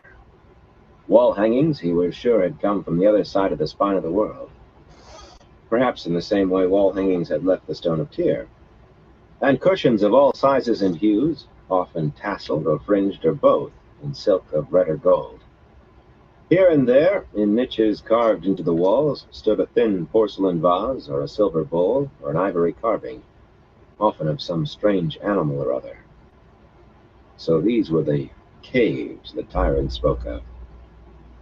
It could have had the garishness of Tyr, or the Tinkers, but instead it seemed dignified, formal and informal at the same time. With a small grin for Avienda to show her he had listened, Rand pulled a guest gift for Leon from his saddlebags, a finely worked golden lion. It had been looted from Tyr and bought from a Jindo water seeker. But if he was ruler of Tyr, maybe it was like stealing from himself. After a moment of hesitation, Matt produced a gift too. A Tyran necklace of silver flowers, no doubt from the same source originally, and no doubt intended for Ascendra. Exquisite, Leon smiled, holding up the line. I have always had a taste for Tyran craftwork. Ruark brought me 2 pieces many years ago. In a voice suitable for a good wife, reminiscing over some particularly fine sugar berries, she said to her husband, You took them from the tent of a High Lord just before Layman was beheaded, did you not? A pity you did not reach Andor. I have always wanted a piece of Andoran silver. This necklace is beautiful too, Matt Coffin. Listening to her heap praise on both gifts, Rand masked his shock. For all her skirts and motherly eyes, she was as Aiel as any maiden of the spear. By the time Leon finished, Moraine and the other wise ones arrived with Lan and Egwene. The warder's sword drew a single disapproving glance, but the roof mistress welcomed him warmly after Baer called him An Alain. Yet that was nothing to her greeting for Egwene and Moraine. You honor my roof, Aes Sedai. The roof mistress's tone made it sound an understatement. She came very close to bowing to them.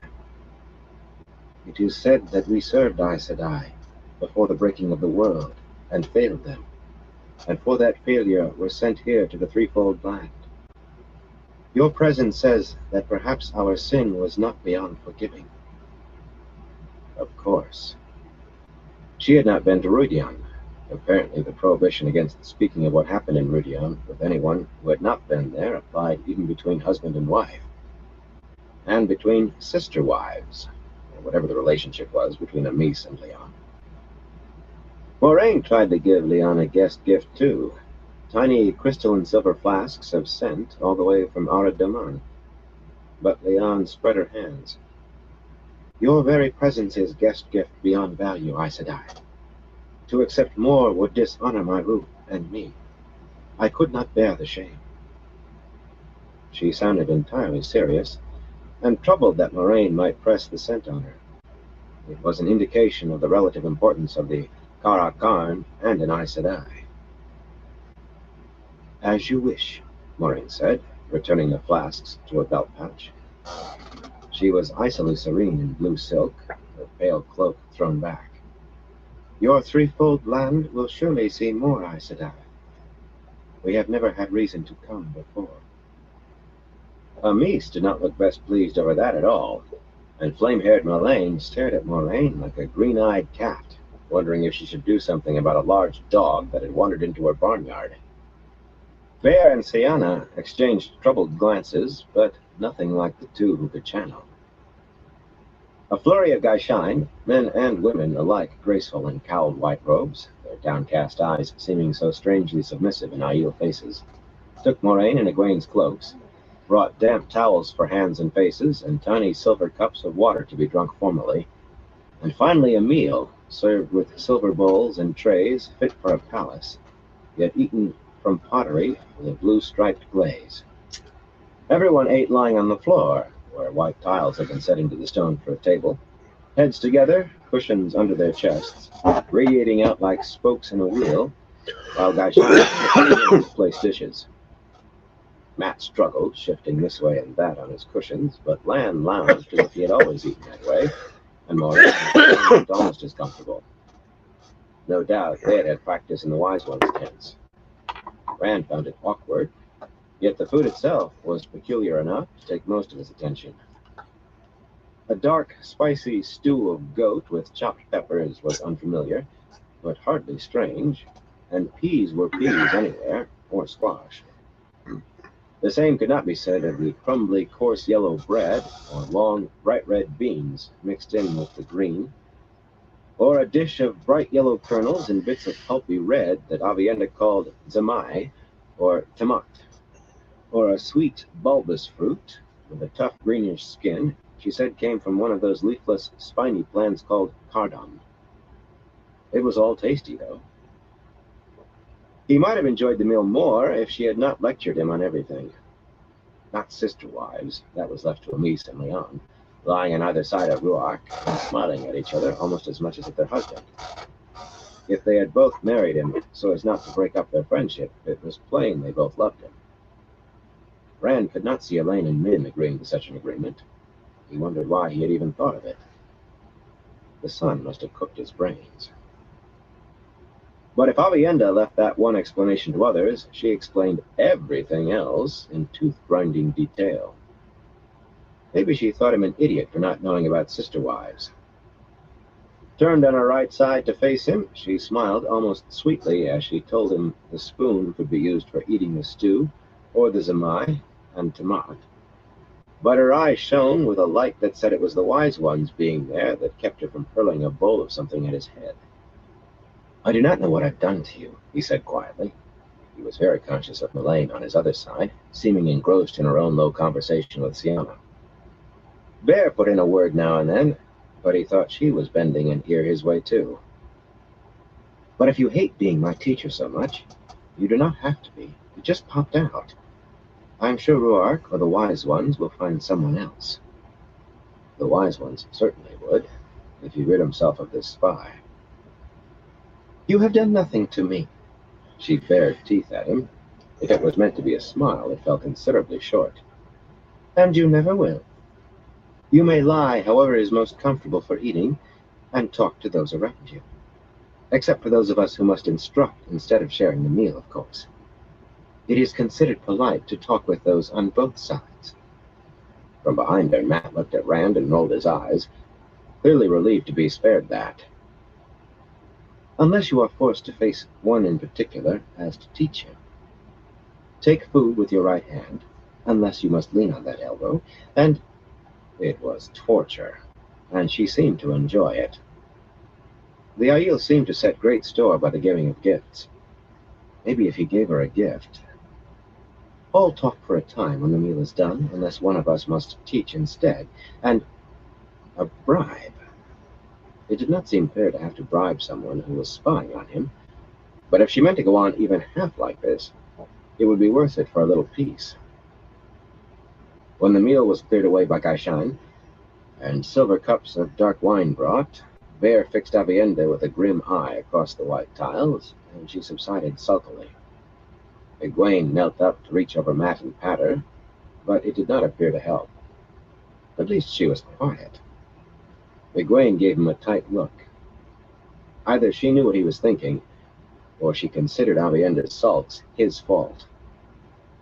Ruark dug out his short-stemmed pipe and tobacco pouch, thumbing the bowl full, then passing the leather pouch to Matt, who had produced his own silver-mounted pipe. Some have taken news of you to heart, Randolph Thor, and quickly, it seems. Leon tells me word has come that Geron, who is clan chief of the Sharad Aiel, and Baal of the Goshin have already reached Al-Kerdal. Irim of the Charine is on his way. Be right back. He allowed a slender young Gaishan woman to light his pipe with a burning twig.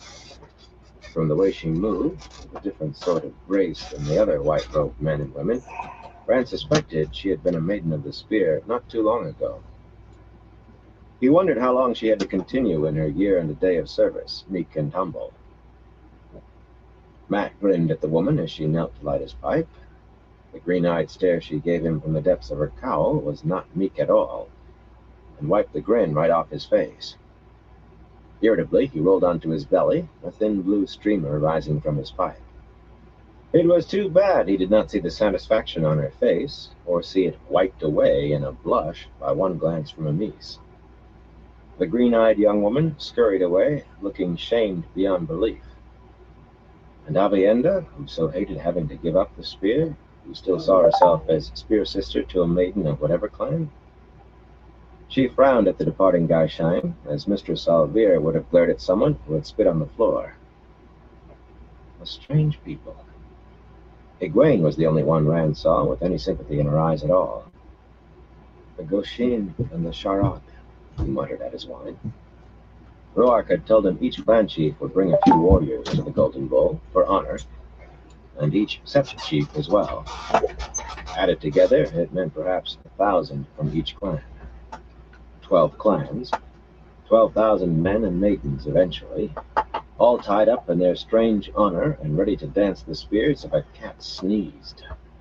Maybe more because of the fair. He looked up. They have a feud, don't they? Ruark and Land both nodded. I know you said that something like the peace of Rodion holds at Al-Kerdal, Ruark, but I saw how far that peace held Couladin and the Shaido. Maybe I had better go right away. If the Goshin and the Sharad start fighting, a thing like that could spread. I want all the Aiel behind me, Ruark. The Goshin are not Shaido, Elaine said sharply, shaking her red gold mane like a lioness. Nor are the Sharad. Bane's reedy voice was thinner than that of the younger woman, but no less definite.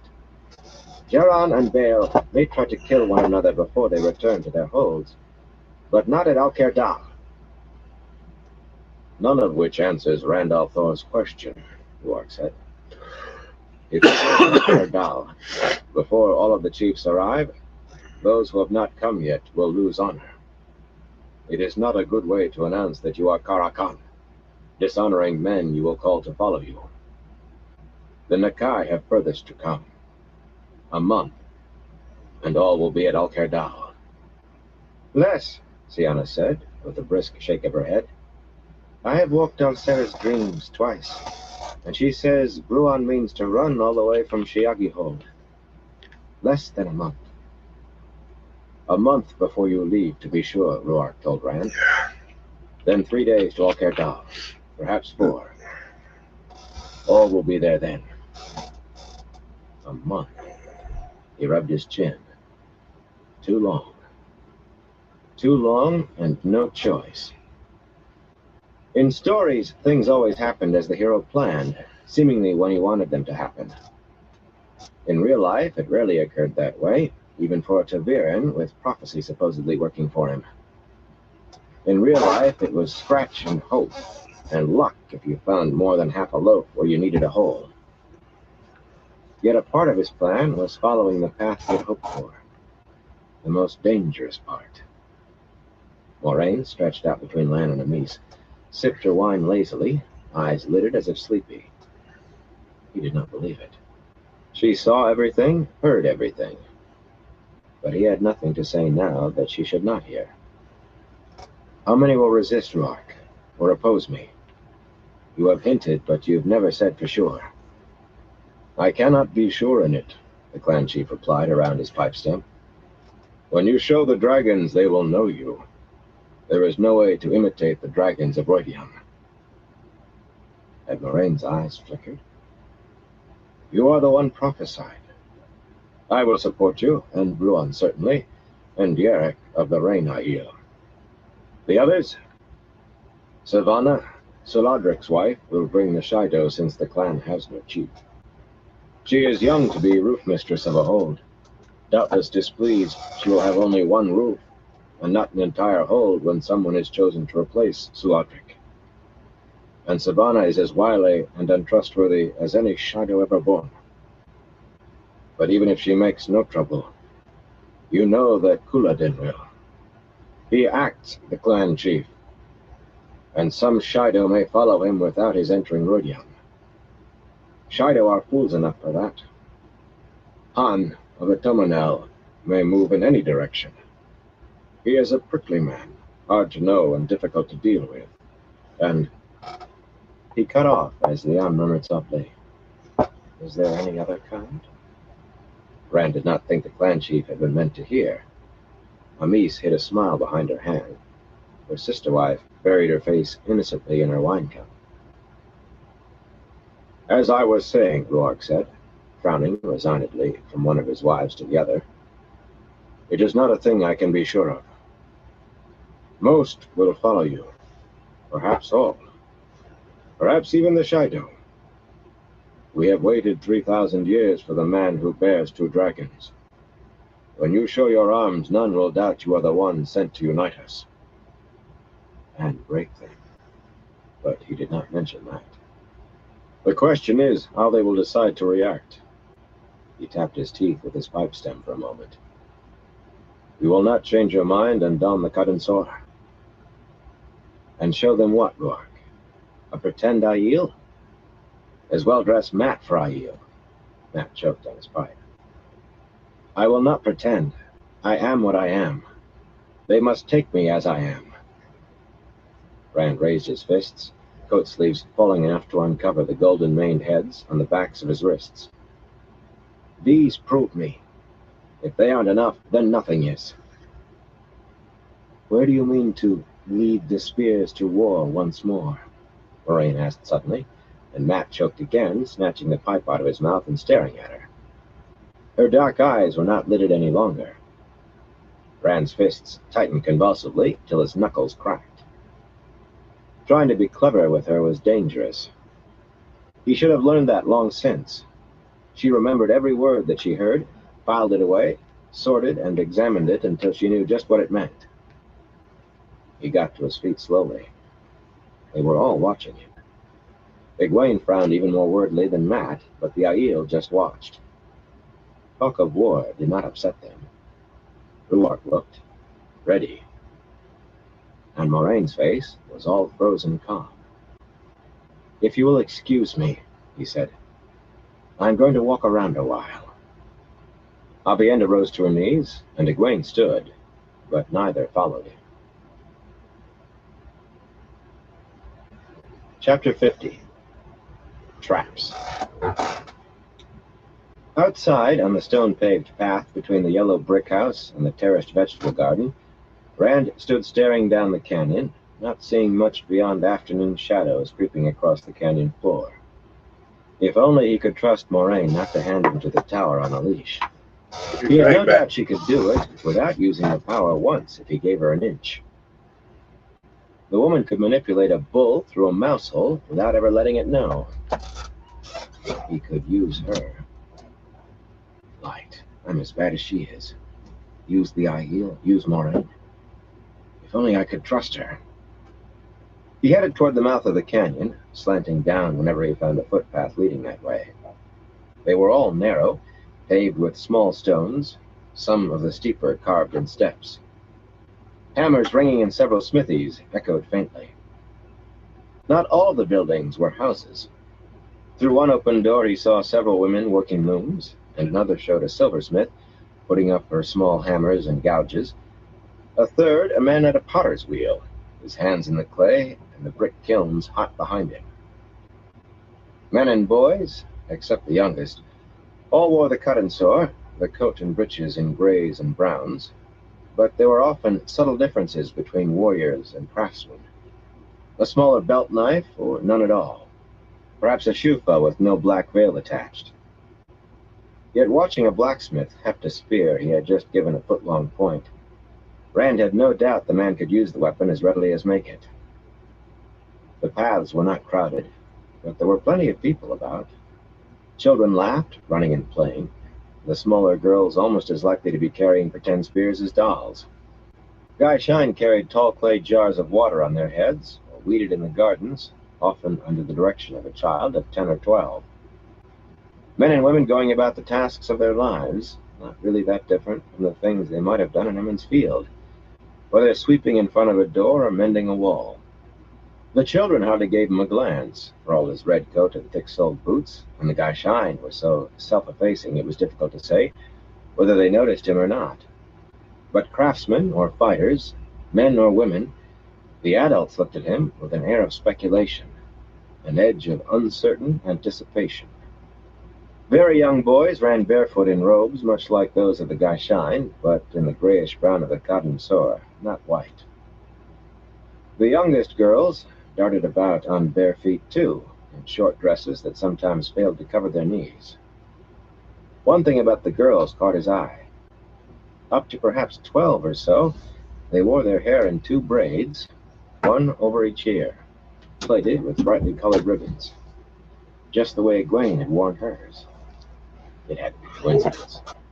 Likely the reason she had stopped was that one of the Aiel women had told her that was how young Aiel girls wore their hair.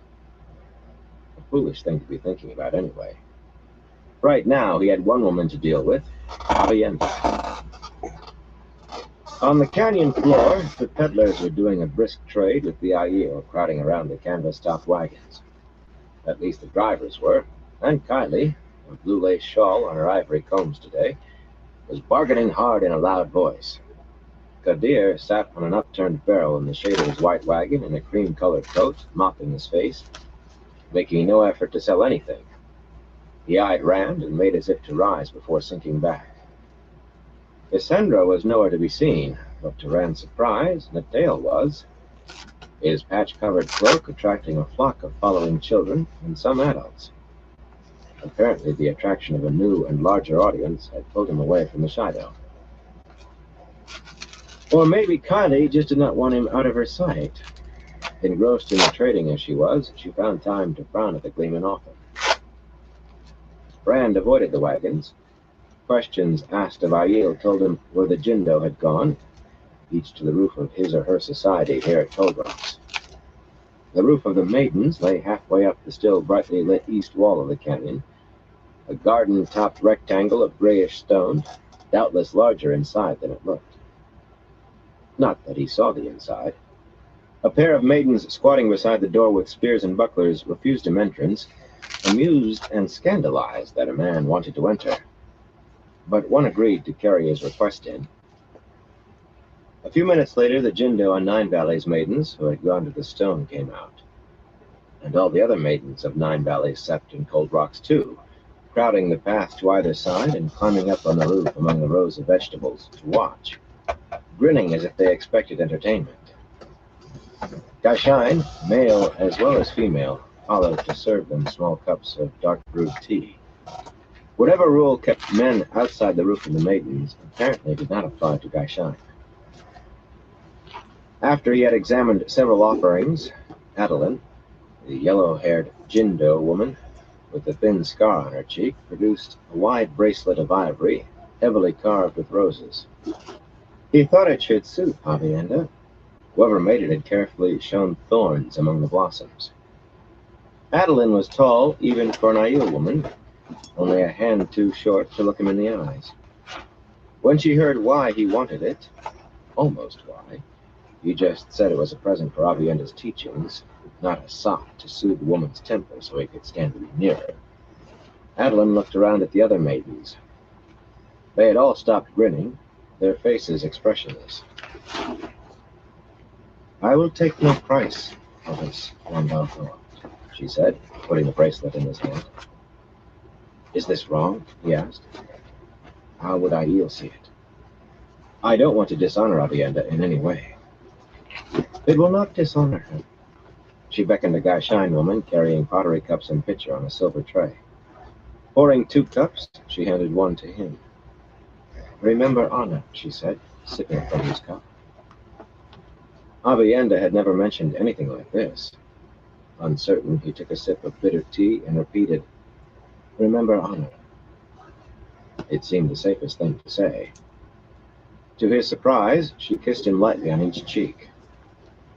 An older maiden, gray-haired but still hard-faced, appeared in front of him. "Remember honor," she said, and sipped. He had to repeat the ritual with every maiden there, finally just touching the cup to his lips. Aiel ceremonies might be shortened to the point, but when you had to repeat one with 70-odd women, even sips could fill you up.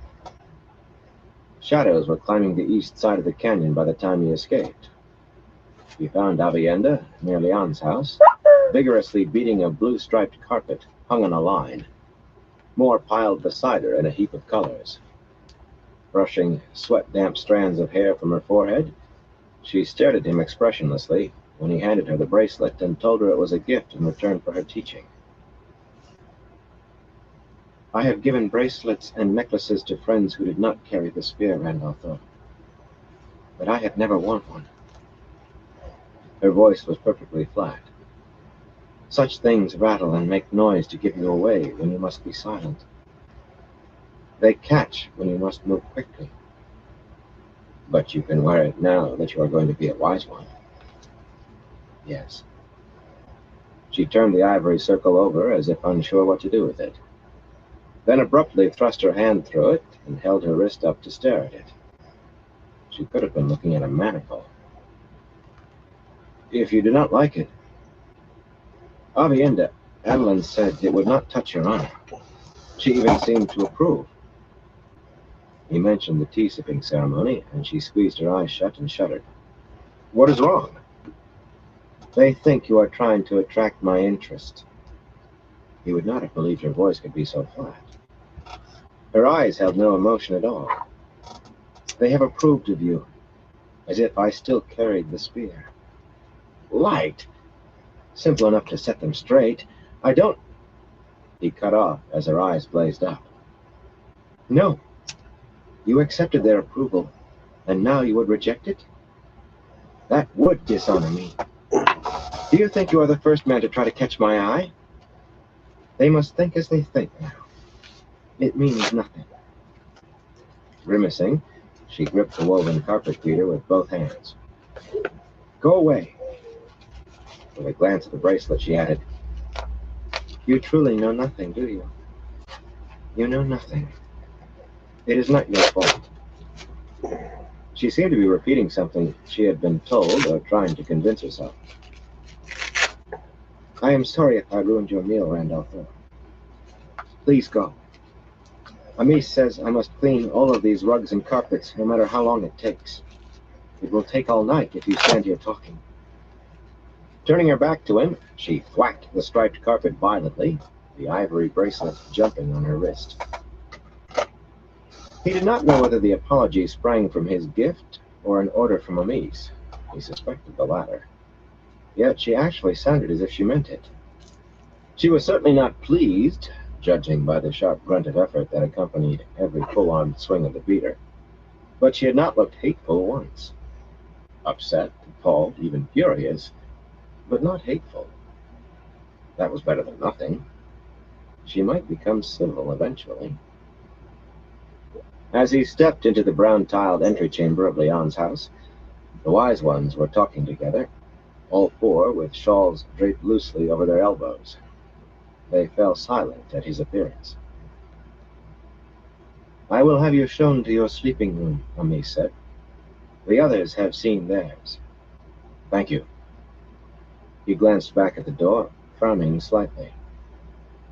"Amis, did you tell Avienda to apologize to me for dinner?" "No. Did she?" Her blue eyes looked thoughtful for a moment.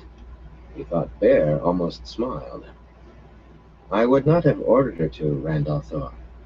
A forced apology is no apology." "The girl was told only to dust carpets until she had sweated out some of her temper," Bear said. "Anything more came from her." "And not in hopes of escaping her labors," Siana added. "She must learn to control her anger. A wise one must be in control of her emotions, not they in control of her." With a slight smile, she glanced sideways at Mullane. The sun-haired woman compressed her lips and sniffed. They were trying to convince him Avienda was going to be wonderful company from now on. Did they really think he was blind? "You must know that I know. About her. That you set her to spy on me." "You do not know as much as you think," Amis said, for all the world like an Aes Sedai, with hidden meanings she did not intend to let him see. Mullane shifted her shawl, eyeing him up and down in a considering manner. He knew a little about Aes Sedai. If she were Aes Sedai, she would be Green Ajah. "I admit," she said, "that at first we thought you would not see beyond a pretty young woman. And you are handsome enough that she should have found your company more amusing than ours. We did not reckon with her tongue. Or other things." "Then why are you so eager for her to stay with me?" There was more heat in his voice than he wanted. "You can't think I will reveal anything to her now that I don't want you to know." "Why do you allow her to remain?" Amis asked calmly. "If you refuse to accept her, how could we force her on you?" "At least this way I know who the spy is." Having Avienda under his eye had to be better than wondering which of the Aiel were watching him. Without her, he would probably suspect that every casual comment from Ruark was an attempt to pry. Of course, there was no way to say it was not. Ruark was married to one of these women. Suddenly, he was glad he had not confided more in the clan chief, and sad that he had thought of it. Why had he ever believed the Aiel would be simpler than tyrant High Lords? "I'm satisfied to leave her right where she is." "Then we are all satisfied," Bear said. He eyed the leathery-faced woman leerily. There had been a note of something in her voice, as if she knew more than he did. "She will not find out what you want." "What we want," Mullane snapped. Her long hair swung as she tossed her head. "The prophecy says a remnant of a remnant shall be saved. What we want, Randalthor, Karn, is to save as many of our people as we can. Whatever your blood and your face, you have no feeling for us. I will make you know our blood for yours, if I have to lay the—" "I think," Amis cut her off smoothly, "that he would like to see his sleeping room now. He looks tired." She clapped her hands sharply, and the willowy Gaishan woman appeared. Hey, D-Man, "Show how this you man to doing, the bro? room that has been prepared for him. I hope you're Bring doing him whatever well. he needs." Leaving him standing there, the wise ones Let headed me for the see, are door. you online? Bear and Sayana looking daggers at Mullane, like members of the women's circle eyeing someone they meant to call to account sharply. Mullane ignored them. As the door How's your closed evening behind going? them, she was muttering something that sounded like, "Talk sense into that fool girl." What girl? Avienda? She was already doing what they wanted. Egwene, maybe? He knew she was studying something with the Wise Ones. And what was Mullane willing to lay in order to make him know their blood for his? How could laying something make him decide he was Aiel? Lay a trap, maybe? Hell She yeah. wouldn't say right out she means to lay a trap. What sorts of things There do we you go. lay? Got you on there. Hens lay eggs, he thought, laughing softly. He was tired. Too tired for questions now, after 12 days in the saddle and part of a 13th. All of them oven hot and dry. He did not want to think of how he would feel if he had walked that distance at the same pace. Avienda must have steel legs. He wanted a bed. The Gaishine was pretty, despite a thin scar slanting just above one pale blue eye, and the hair so light as to look almost silver. Another maiden, only not for the moment. "If it pleases you to follow me," she murmured, lowering her eyes. The sleeping room was not a bedchamber, of course.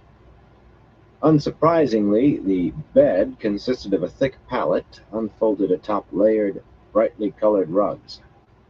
The Gaishine, her name was Chion, looked shocked when he asked her for wash water, but he was tired of sweat baths.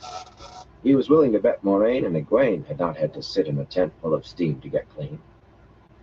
Chion brought the water, though, hot in a large brown pitcher meant for watering the garden, and a big white bowl for a wash basin. He chased her out when she offered to wash him. Strange people, all of them. The room was windowless, lit by silver lamps hanging from brackets on the walls, but he knew it could not yet be full dark outside when he finished washing. He did not care. Only 2 blankets lay on the pallet, neither particularly thick. No doubt a sign of heaviness. Remembering the cold nights in the tents, he dressed again, except for his coat and boots, before blowing out the lamps and crawling beneath the blankets in pitch darkness. Tired as he was, he could not stop tossing and thinking. What did Mullane mean to lay? Why did the Wise Ones not care that he knew Avienda was their spy? Avienda, a pretty woman, if surlier than a mule, with 4 stone-bruised hooves. His breathing slowed. His thoughts became misty. A month. Too long. No choice. Honor. Cassandra smiling. Kadir watching. Trap. Lay a trap. Whose trap? Which trap? Traps. If only he could trust Moraine. Perrin. Home. Perrin was probably swimming in. Eyes closed, Rand stroked through the water. Nicely cool. And so wet. It seemed that he had never before realized how good wet felt. Lifting his head, he looked around at the willows lining one end of the pond, the big oak at the other, stretching thick, shading limbs over the water. The waterwood. It was good to be home. He had the feeling he had been away. Where was not exactly clear, but not important either. Up to Watch Hill. Yes. He had never gone farther than that. Cool and wet. And alone. Suddenly 2 bodies hurtled through the air, knees clutched to chest, landing with great splashes that blinded him. Shaking the water out of his eyes, he found Elaine and Min smiling at him from either side, just their heads showing above the pale green surface. 2 strokes would take him to either woman, away from the other. He could not love both of them. Why had that popped into his head? You do not know who you love. He spun about in a swirl of water. Avienda stood on the bank, in cotton sore rather than skirt and blouse. Not glaring, though, just looking. "Come into the water," he said. I'll teach you how to swim. Musical laughter pulled his head around to the opposite bank. The woman who stood there, palely naked, was the most beautiful he had ever seen, with big dark eyes that made his head whirl. He thought he knew her. "Should I allow you to be unfaithful to me, even in your dreams?" she said. Somehow he was aware without looking that Elaine and Min and Avienda were not there anymore. This was beginning to feel very odd. For a long moment she considered him, completely unconscious of her nudity. Slowly she posed on toe tips, arms swept back, then dove cleanly into the pond.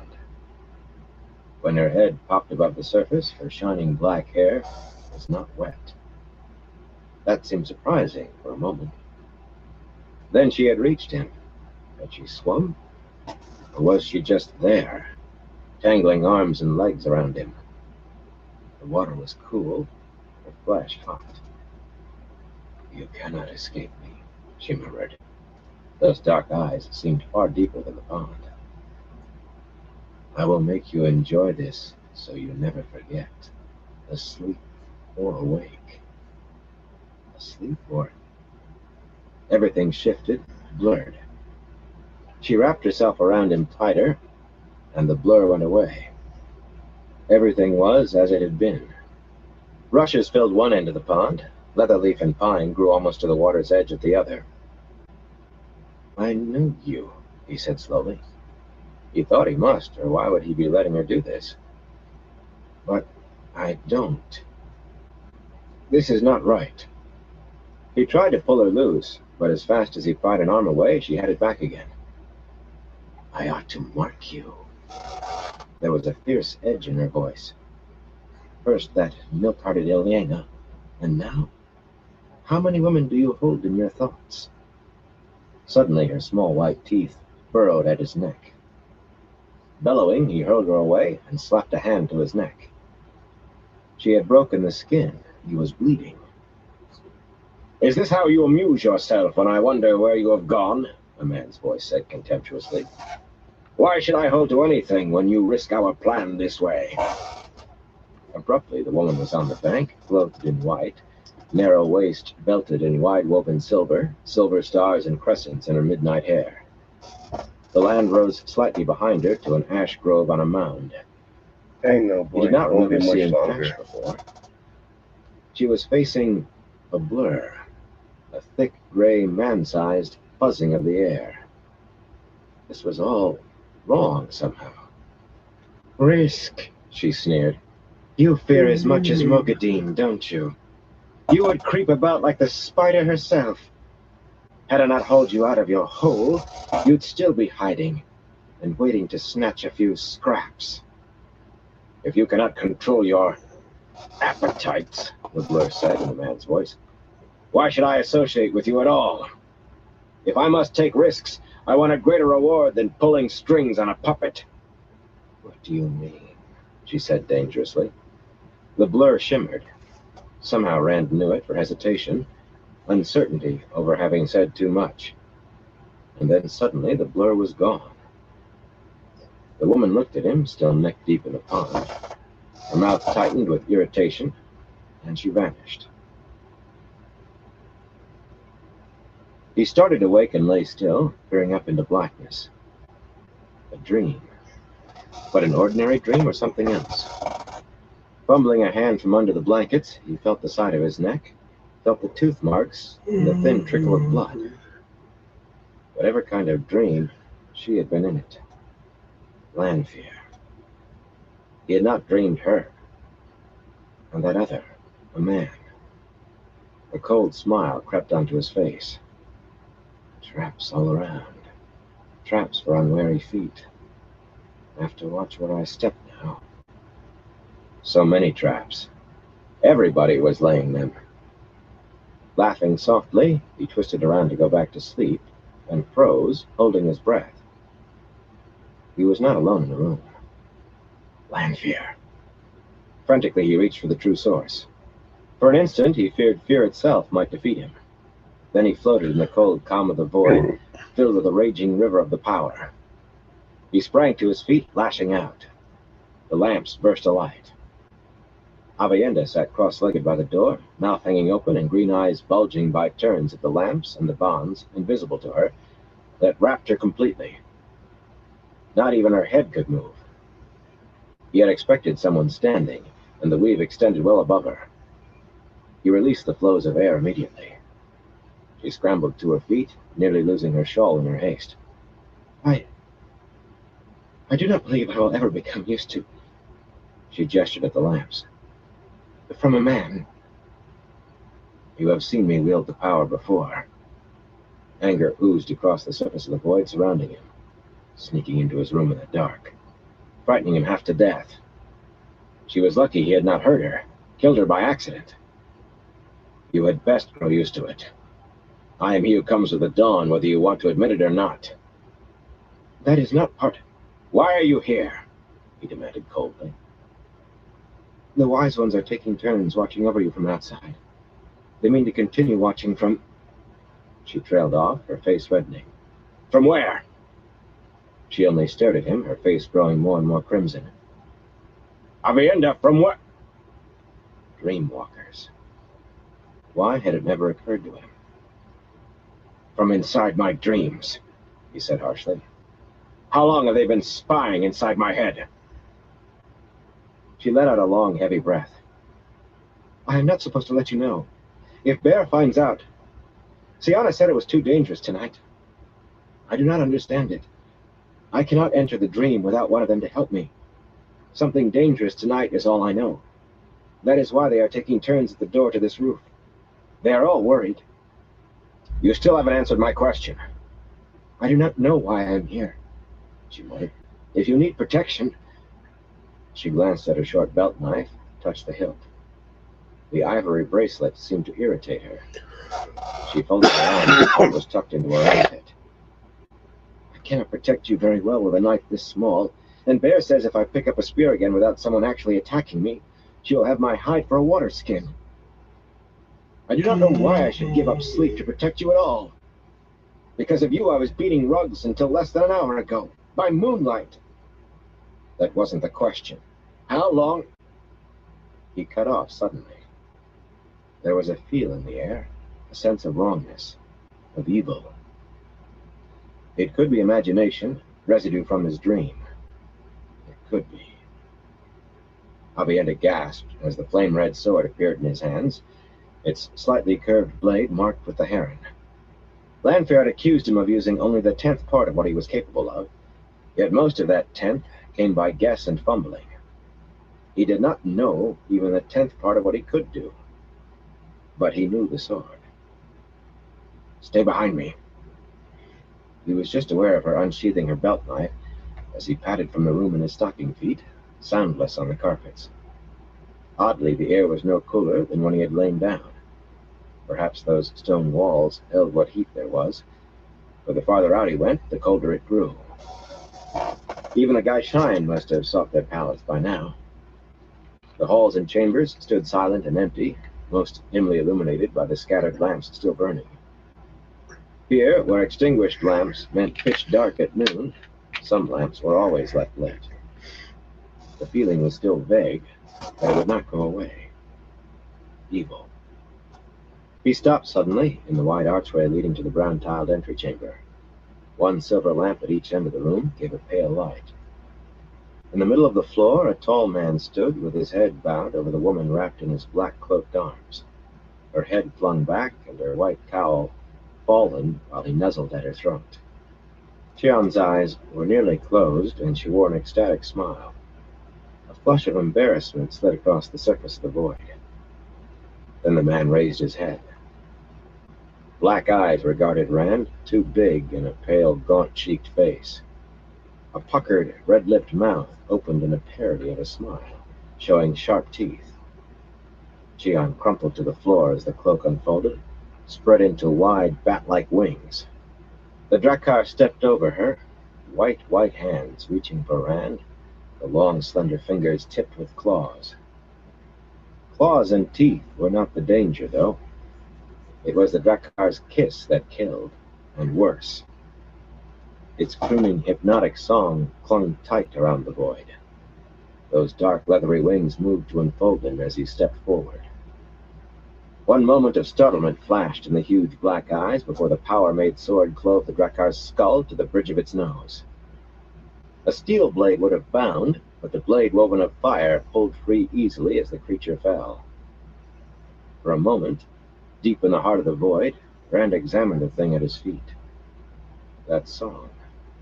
Had he not been shielded from emotion by emptiness, kept dispassionate and distant, that song would have snared his mind. The Drakkar surely believed it had when he came to it so willingly. Avienda ran past him to half kneel beside Chion and feel the Gaishine's throat. Dead, she said, thumbing the woman's eyelids the rest of the night. Perhaps better. Drakkar eat the soul before they consume life. Drakkar, here! She glared at him from her crouch. Trollocs at Immerstan, and now Drakkar here. You bring ill times to the threefold. With a cry, she threw herself flat across Chion as he leveled the sword. A bar of solid fire shot over her from his blade to strike the chest of the Drakkar just filling the outer doorway. Bursting into flame, the shadow spawn staggered back screaming, stumbling across the path, beating wings like dripped fire. Rouse everyone, Rand said calmly. Had Chion fought? How far had her honor held her? It would have made no difference. Drakkar died more easily than Myrddraal, but they were more dangerous in their own way. If you know how to sound the alarm, do it. The gong by the door. Hey, Shorts, how you doing? Wake them. There may be more than two. Nodding, she dashed back the way they had come, shouting, Up spears! Wakened up spears! Rand stepped outside warily, sword ready, the power filling him, thrilling him, sickening him. He wanted to laugh, to vomit. The night was freezing, but he was barely aware of the cold. The burning Drakkar was sprawled in the terrace garden, stinking of burning meat, adding the light of its low fire to the moon. Oh, shit. A little way down the path, Sienna lay. That's Long crazy, gray Shorts. hair spread in a fan. I'm doing Staring okay. at the sky with Can't wide, complain too unblinking much. eyes. Her belt knife lay beside her, but she had had no chance against a Drakkar. Even as Rand snatched the leather-padded mallet hanging beside the square bronze gong, pandemonium erupted from the canyon mouth. Human shouts and Trolloc howls, the clash of steel, screams. He sounded the gong hard, a sonorous toll that echoed down the canyon. Almost immediately another gong sounded, then more, and from dozens of mouths the cry, Up spears! Confused yells rose around the peddlers' wagons below. Rectangles of light appeared, doors flung open on the two box-like wagons, gleaming white in the moonlight. Someone was shouting angrily down there. A woman. He could not tell who. Wings beat in the air above him. Snarling, Rand raised the fiery sword. The one power burned in him, and fire roared from the blade. The stooping Drakkar exploded in a rain of burning chunks that fell into the darkness below. Here! Oh, Uark shit. said. That's The Comanche's crazy, eyes were hard above his black Shorts. veil. Definitely Fully hopes dressed, it he goes carried well at your buckler and appointment spears. tomorrow. Matt stood behind him, coatless and bareheaded, shirt half tucked in, blinking uncertainly and gripping his black-hafted spear with both hands. Rand took the shufa from Uark, Alright. then let it drop. All you gotta do is The hit them bat-winged up shape and wheeled across find the the moon right and swooped time that's low on good the for far both, side of the canyon, for all of us. vanishing in the shadows. They hunt for me. Let them see my And face. we'll for sure do a The power sit-down surged in smoke him. one. The sword in his hand flared till it seemed a small I got sun some illumined him. They can't find me. ice but cream they do not cake know where I sugar am. wax. Laughing because they could not see the joke, he ran down toward the sound of battle. Pulling his spear free of a boar-snouted Trolloc's chest, Matt crouched, eyes searching the moonlit darkness near the canyon mouth for another. Burn Rand. None of the shapes he saw moving were big enough to be a Trolloc. Always dumping me into these bloody things. Low moans came from the wounded. A shadowy form he thought was Moraine knelt beside a downed Aiel. Those balls of fire she tossed about were impressive, almost as much as that sword of Rand's, spurting bars of flame. The thing still shone, so a circle of light surrounded the man. Yeah, I shit. should have stayed in my blankets, is what I should have done. It's bloody cold. I think this is still And this has about an nothing to do with ounce. me. More ideas were beginning to appear. Women in skirts come to help with the injured. Some of those women carried spears.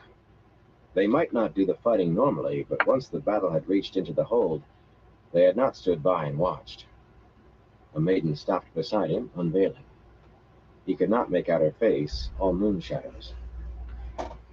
You dance your spear well, gambler. Strange days when Trollocs come to Cold Rocks.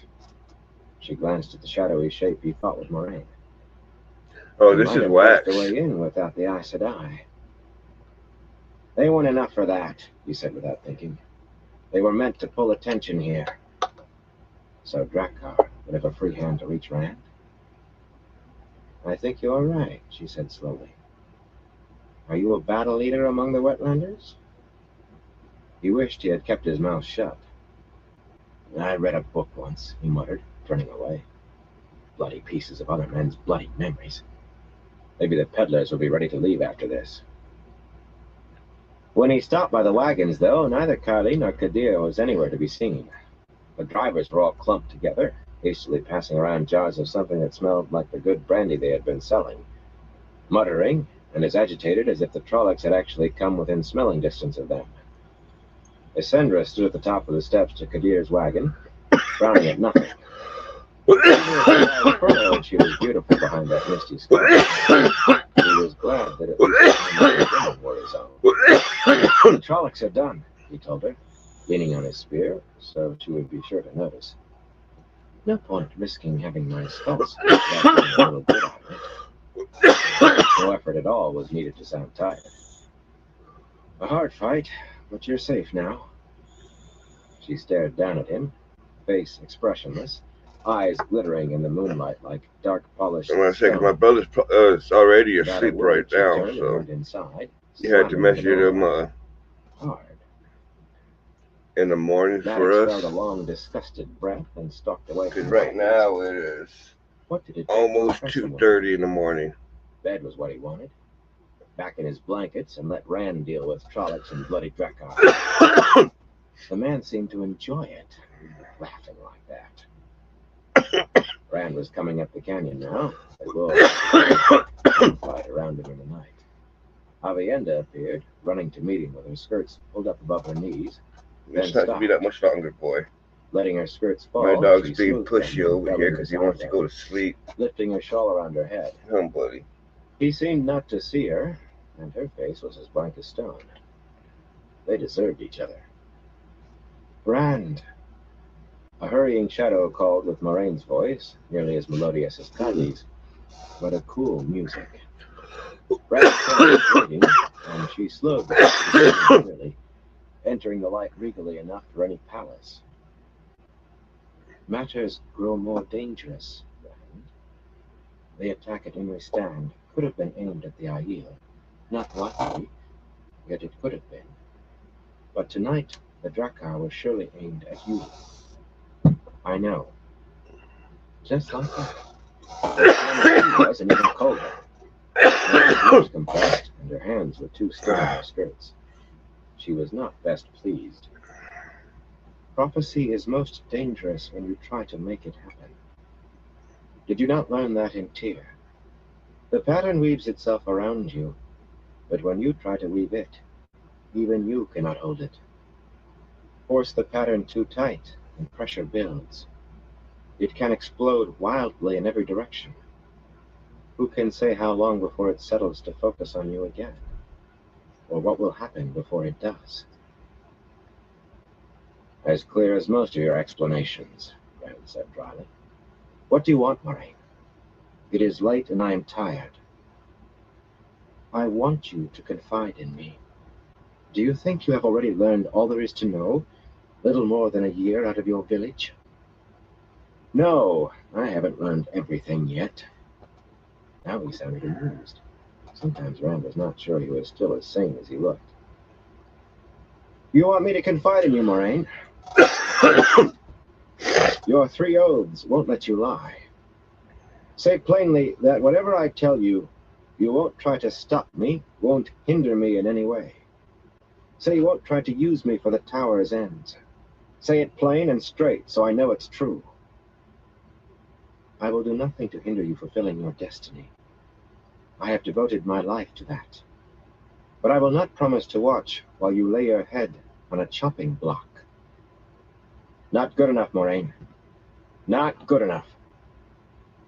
But if I could confide in you, I'd still not do it here. The night has ears. There were people moving all around in the darkness, but none close enough to hear. Even dreams have ears. Avienda tugged her shawl forward to shadow her face. Even an Aiel could feel the cold, apparently. Ruark stepped into the light, black veil hanging loose. The Trollocs were only a diversion for the Drakkar, Randolph Orr. Too few to be else. Drakkar meant for you, I think. Leaf Blighter does not want you to live. Right back. The danger grows, Moraine said quietly. The clan chief glanced at her before going on. Loren Sedai is right. Since the Drakkar failed, I fear we can expect the Soulless next. What you call Grey Men. I want to put spears around you at all times. For some reason, the maidens have volunteered for this task. The cold was getting to Avienda. Shoulders hunched, she had her hands shoved into her armpits as far as they would go. If they wish it, Rand said. He sounded a touch uncomfortable under all that ice. Matt did not blame him. He would not have put himself in the maiden's hands again for all the silk on Seafolk ships. They will watch better than anyone else, Ruark said, having asked for the task. I do not mean to leave it to them alone, however. I will have everyone on guard. I believe it will be the Soulless next time. But that does not mean it cannot be something else. 10,000 Trollocs instead of a few hundred. What about the Shido? Matt wished he had not cracked his teeth when they all looked at him. Maybe they had not even realized he was there until then. Still, he might as well say it. I know you don't like them, but if you think there's really any chance of a bigger attack, wouldn't it be better to have them in here than outside? Ruark grunted. From him, that equaled a curse from most men. I would not bring near 1,000 Shido inside Cold Rocks if Brassburner were coming. I could not in any case. Couladin and the Shido folded their tents at nightfall. We are well rid of them. I think to make sure they leave Tardad land without taking a few goats or sheep with them. That sword vanished from Rand's hand, the abrupt absence of its light like blindness. Matt squeezed his eyes shut to help him adapt, but when he opened them again, the moonlight still seemed dark. So Which way did they go? Won't be too much longer. North, Ruark told him. No Okay, doubt, Couladin not too much means to longer. meet Savannah on her way to Alkerdal, to influence her against you. He may succeed. The only reason she was at Suladric's feet instead of his was that she meant to wed a clan chief. But I told you to expect trouble from her. Savannah delights in causing trouble. It should not matter. If the Shido will not follow you, they are a small loss. I mean to go to Alkerdal, Rand said firmly. Now. I will apologize to any chief who feels dishonored by coming late. But I'll not let Couladin be there any longer before me than I can manage. He won't stop at turning Savannah against me, Ruark. I cannot afford to hand him a month for it. After a moment, Ruark said, perhaps you are right. You bring change. At sunrise, then. I will choose out 10 red shield for my honor, and the maidens will provide yours. I mean to be leaving when first light hits the sky, Ruark, with every hand that can carry a spear or draw a bow. Custom. There are no customs to cover me, Ruark. You could have cracked rocks with Rand's voice, or put a skim of ice on wine. I have to make new customs. He laughed roughly. Avienda looked shocked, and even Ruark blinked, taken aback. Only Moraine was unaffected, with those considering eyes. Someone had best let the peddlers know, Rand continued. They won't want to miss the fair. But if they don't stop those fellows drinking, they'll be too drunk to handle reins. What of you, Mac? Are you coming? He certainly did not intend to let the peddlers get away from him. Not his way out of the waste. Oh, I am right behind you, Rand. The worst of it was, it felt right saying that. Bloody tough Viren tugging at me. Oh, and Perrin broke free. Light, I wish I was with him right now. I guess I am. Shouldering his spear, he strode off up the canyon. There was still time to get a little sleep, at least. Behind him, he could hear Rand chuckling.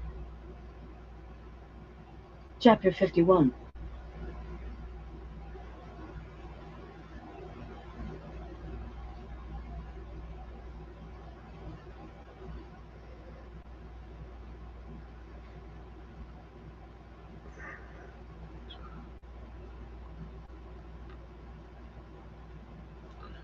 Alright, everyone, I'm going to call into this live for tonight.